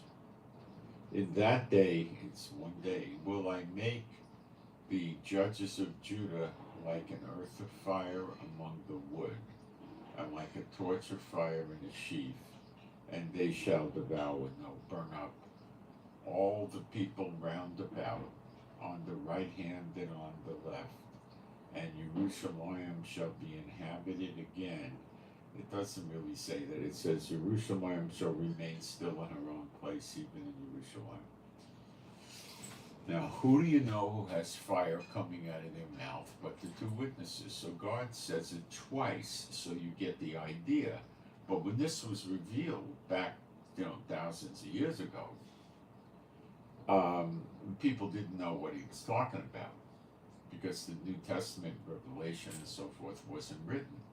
In that day will I make the governors of Judah like an earth of fire among the wood, and like a torch of fire in a sheaf, and they shall burn up all the people round about. Those are the ones in the siege. They get burned up. That's how we get this deliverance.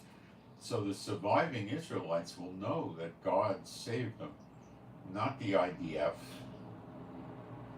not America, not anybody. Jehovah did it.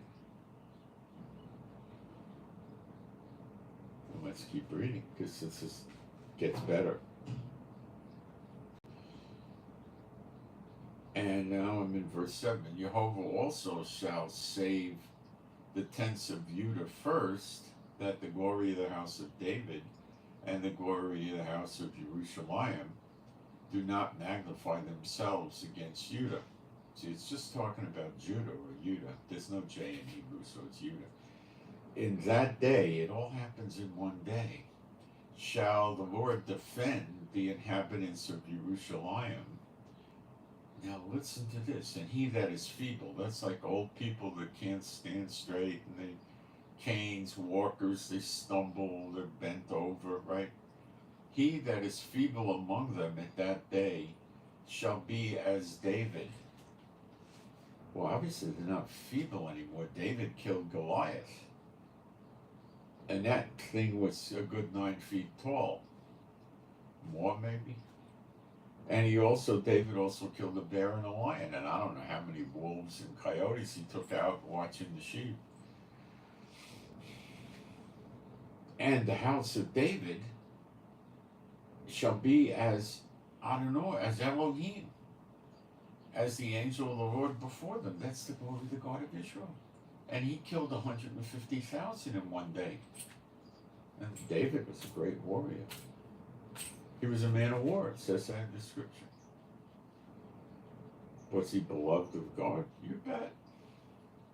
David shall never lack a man to sit on the throne. Yeshua came from David's line. And it shall come to pass in that day, it's a day, I will seek to destroy all the heathen that come against Jerusalem. And I will pour upon the house of David and upon the inhabitants of Jerusalem the spirit of grace and of supplication. But that means all the Israelites here have the Spirit poured out on them. And they're now believers. But he says the house of David. Well, the house of David is all over the world, I would assume. Interesting. But now they're believers. The Spirit was poured out on them. Right? Okay. And they shall look upon me whom they have pierced. Who did they stick a spear in his side on when he was being crucified and dead? Yeshua. And blood and water came out, which some say is the beginning of the church. The blood for the wine and communion, and the water for living waters will flow out of your belly. And I don't take issue with the church really, whatever you want to call it, church started back then, the ecclesia. But I don't support it that much either, but I don't take issue against it. I just don't know. The Lord never told me that's the case, but it could be, I don't know. And they shall mourn for him as one mourneth for his only. Now, they didn't mourn in Israel when they killed Yeshua. Let's keep reading. For his only, and they shall be in bitterness for him, and one that is in bitterness for his firstborn. In that day shall there be a great mourning in Jerusalem. And then it says, and the land shall mourn every family apart. Well, did all the families in Israel mourn when Yeshua was killed, the crucifixion? Of course not. When they look upon the one whom they have pierced, they're seeing Yeshua in the clouds, the sign of the Son of Man.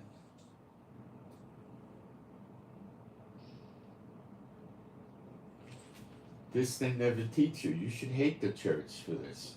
Matthew 24:30. You should hate the church for your own salvation.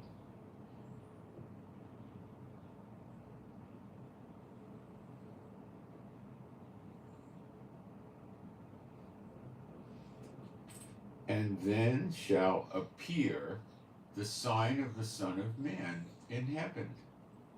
And then shall all the tribes of the earth mourn, and they shall see the Son of Man coming in the clouds of heaven with power and great glory.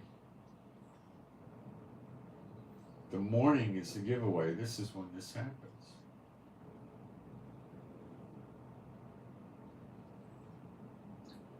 It says he appears in the clouds as the lightning from the east to the west. And it also says he's seated on the right hand of power, which is who? Jehovah, Father God.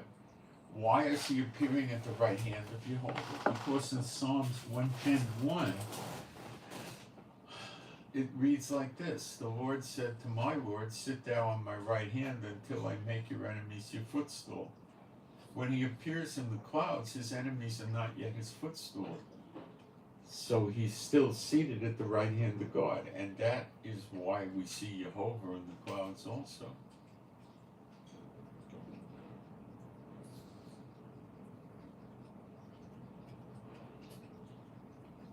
And this could happen, I would say it's going to happen in the next 2 or 3 weeks.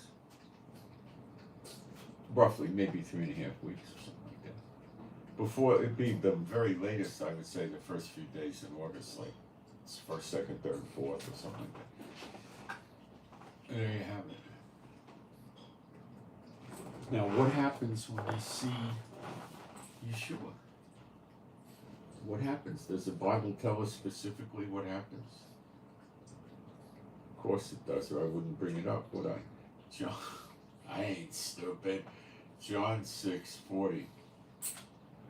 And this is the will of him that sent me. This is Jehovah's will. That everyone which seeth the Son and believeth on him may have everlasting life, and I will raise him up at the last day. The raising up at the last day is the rapture, and that happens at the last day. There's no more days. It's after the millennium, after Satan's released. They gathers the nations like the sand of the sea, and they surround Jerusalem, the New Jerusalem, and the Father God comes down from heaven and burns the whole universe up, so there's nothing to stand on. So we meet him in the air, and we rise up on the clouds of heaven to spend eternity with Jehovah and Yeshua in heaven. There it is. May have everlasting life. Now you can still die with everlasting life. The other scriptures read like, my people's days shall be like that of a tree. Trees die, but they could live 2,000 or 3,000 years. So how did people go before Noah's flood? Well, they didn't hit 1,000 years either, but they went into the 900s and stuff. And this is be more. We get a double reward, so we'll live further, longer than they ever did. But when you get into New Jerusalem and you eat of the tree of life and drink the water of life, there's no death in New Jerusalem. It so states it plainly. So that pushes you into eternity. This doesn't push you into eternity. It lives. Everlasting is a word that they translate stupidly on purpose, so you think it's something to do with a rapture or something. It's a very long. It's an what's the word for it? Ode, I think is the word. It means indeterminate, I think. It's a better way of putting it, indeterminate. In other words, it's an extremely long period of time, but you don't have immortality. Okay? You don't live forever. You live for a very, very long time. But all you got to do is make it into the millennium, and then you get the tree of life and the water of life. So I'm quite sure you probably make that. But you could still fall away, because all Israel's going to have that, and they're going to be getting everlasting life, and that's a whole other study. You could read Jeremiah 30 and 31, and you see it there. They shall all know me from the least to the greatest. I will give them a heart of flesh and put my law in their inward parts. You know, it's a new body, and that's what this everlasting life does. You will frolic about. You will frolic like a calf jumping out of the stall. You'll be young again. My take is circa 21, 23, 25 years old, something like that. You're not going to be sick anymore. You're not going to have imperfections. The men are going to be handsome like you won't believe, and the women will be beautiful like you won't believe. And they're not going to be beautiful with bleach and jewelry in their hair and, you know, fingernails painted, and they're going to be beautiful because they're going to be so pure and natural beauty. It's going to be shocking for people to see this. It's going to be a whole other kind of beauty. Okay? Not the Hollywood schleps. It's not going to be like that. They're all painted and makeup and clothing and lighting and angles. And no. You're going to be a real beautiful person, male or female. And you're not going to be sick anymore and stuff like that. And it says even the children get tired when they run, but you'll run and you won't get tired.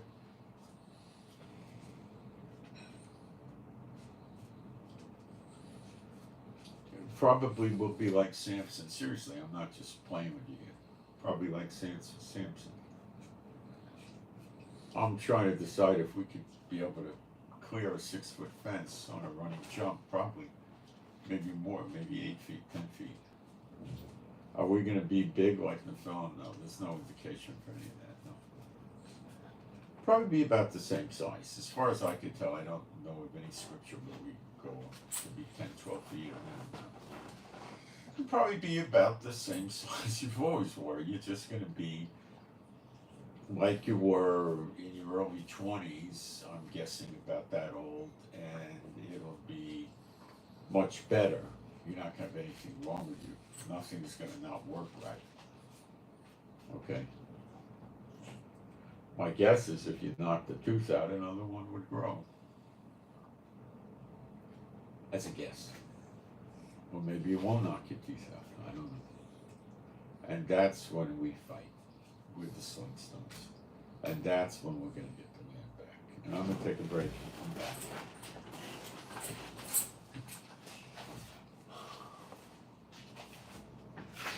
Some of you will reject it, but I did it all out of the scriptures, didn't I?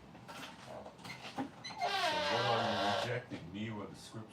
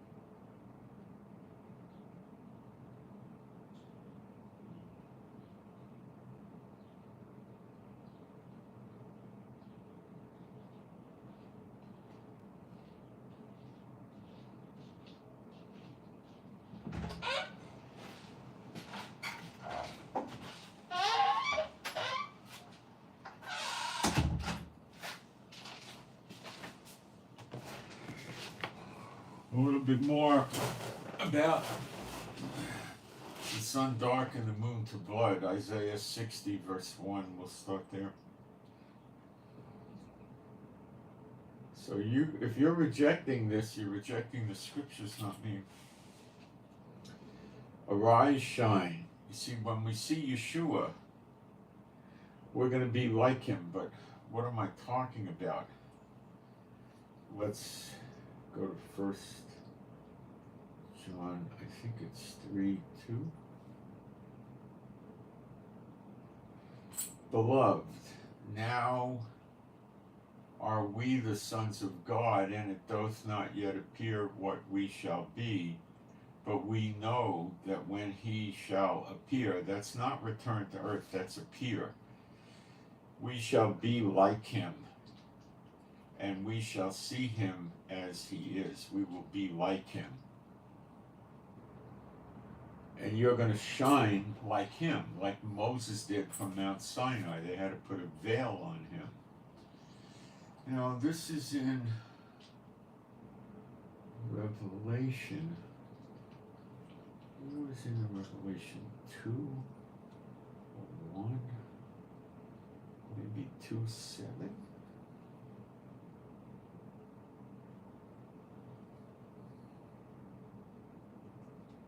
No, maybe it's 1.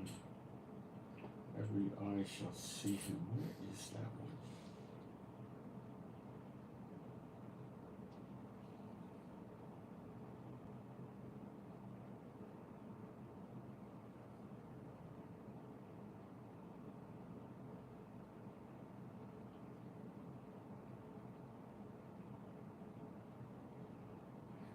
Revelation 1:7, behold, he cometh with clouds, and every eye shall see him, and they also which pierced him. You got it? Pierced him?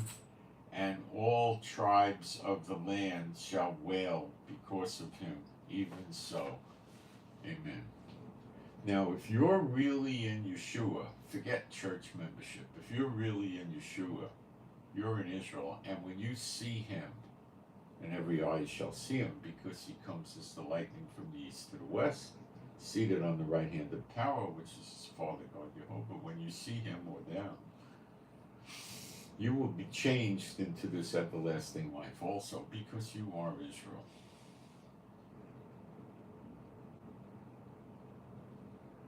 And if you're a true believer in this age today, why don't you tell me, give me an argument against what I'm about to say. To the Jew first, then the Greek. To the Jew first, then the Gentile, the good and the bad. So how could you possibly not be in one of the tribes of Israel? And you don't know it. If you're a real believer, not a church person, a real believer today, and you're going to receive this eternal life, everlasting life, rather. You can't make a case that you're not really in Israel and don't know it, or know it. Because to the Jew first, then the Greek, or to the Jew first, then the Gentile. You actually would really be in Judah, which is the Jew. So you would be someone in Judah that doesn't know they're in Judah. Or you show me how to set that scriptures aside, because I can't. Starting to get knocked out.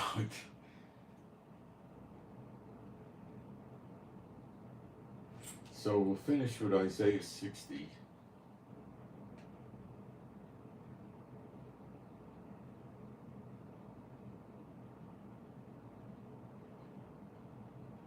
Arise, shine, for thy light is come, and the glory of the Lord is risen upon thee. That's the glory of the God of Israel. But for behold, the darkness shall cover the earth, and gross darkness the people. The darkness covering the earth, what is that? Before the great and terrible day of the Lord, the sun shall go dark, and the moon shall be turned to blood. That's what that is. For behold, the darkness shall cover the earth, and gross darkness the people, and Jehovah shall arise upon thee, and his glory shall be seen upon thee. He's coming with Yeshua. Yeshua's on his right hand. That's the arise. And the heathen shall come to thy light. You're going to be illuminating like Yeshua did. You're going to be like him. I know this sounds crazy, but I put it together pretty good for you. If I don't say so myself. Now those that are not, many are called, but few are chosen. Broad and wide is the road to destruction, and many find it. Straight and narrow is the path, and few find it.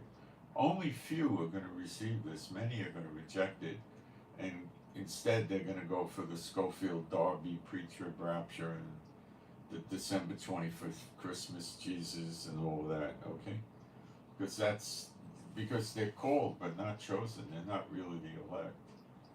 They're pressing to get into the kingdom of heaven, but they ain't getting there. Their names are not written in the book of life. Okay, let's see if we got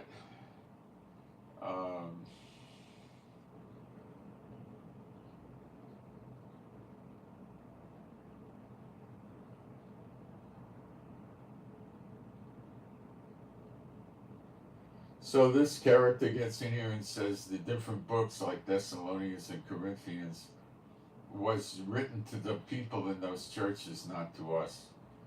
Well, that's one of the stupidest theories I ever heard.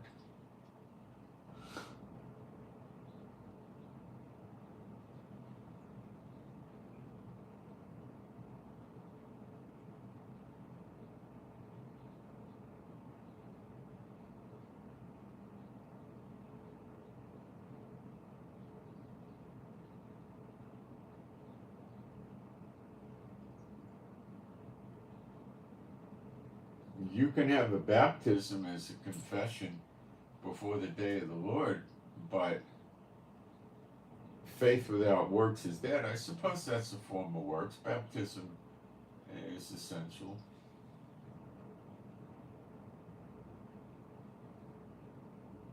Havana, Cuba. Boy, Cuba has the best coffee I ever had. I know people talk about the cigars and the rum. Forget that crap.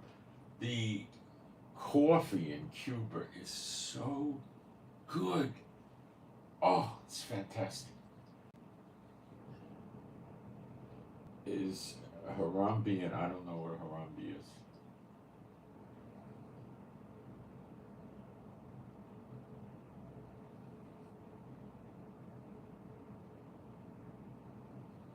Is the skib above the other? I don't know what the skib is.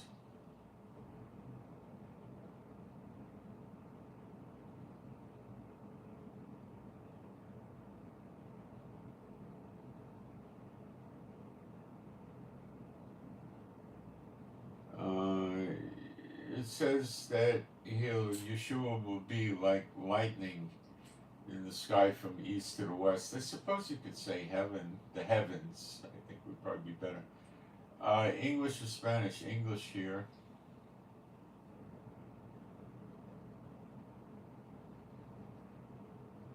No, King David doesn't rise from the dead. David died, and it's elected unto man to die only once. So he's not coming back. The anointed prince from the line of David will be in the next temple. Read Ezekiel 45.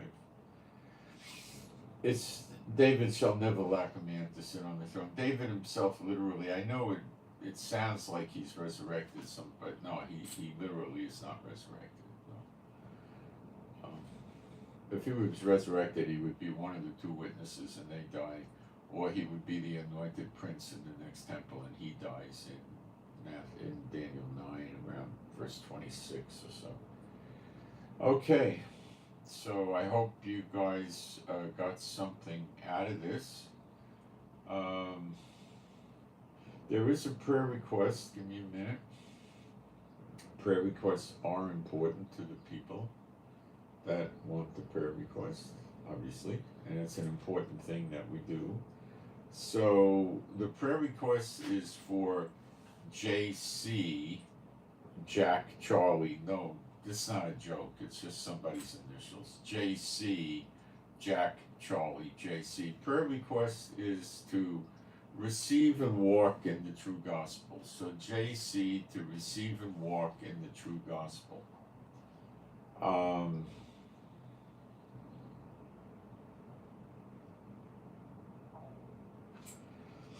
So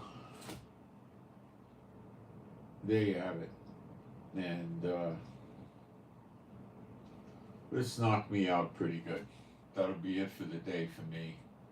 But my email address is at the top of the chat, and it's at the last line down in the description box under the chat, under the screen, the box, the video. And you can send me questions if you want, and morphing information's in there at the top of the chat and also in the description box. And so things are very close, very, very, very close. And then after Zechariah 12:10, we see him in the clouds, we'll be taking the land back, because the land comes back in redemption. Every man gets his inheritance back. So we get it in redemption. And then the people will begin the great exodus, and they stop in the wilderness on the way. You could read Ezekiel chapter 20, starting in verse 37. Read Jeremiah, I think it's 16, it might be 17, and Jeremiah 23, and you'll be brought up to speed on the next great exodus. Okay.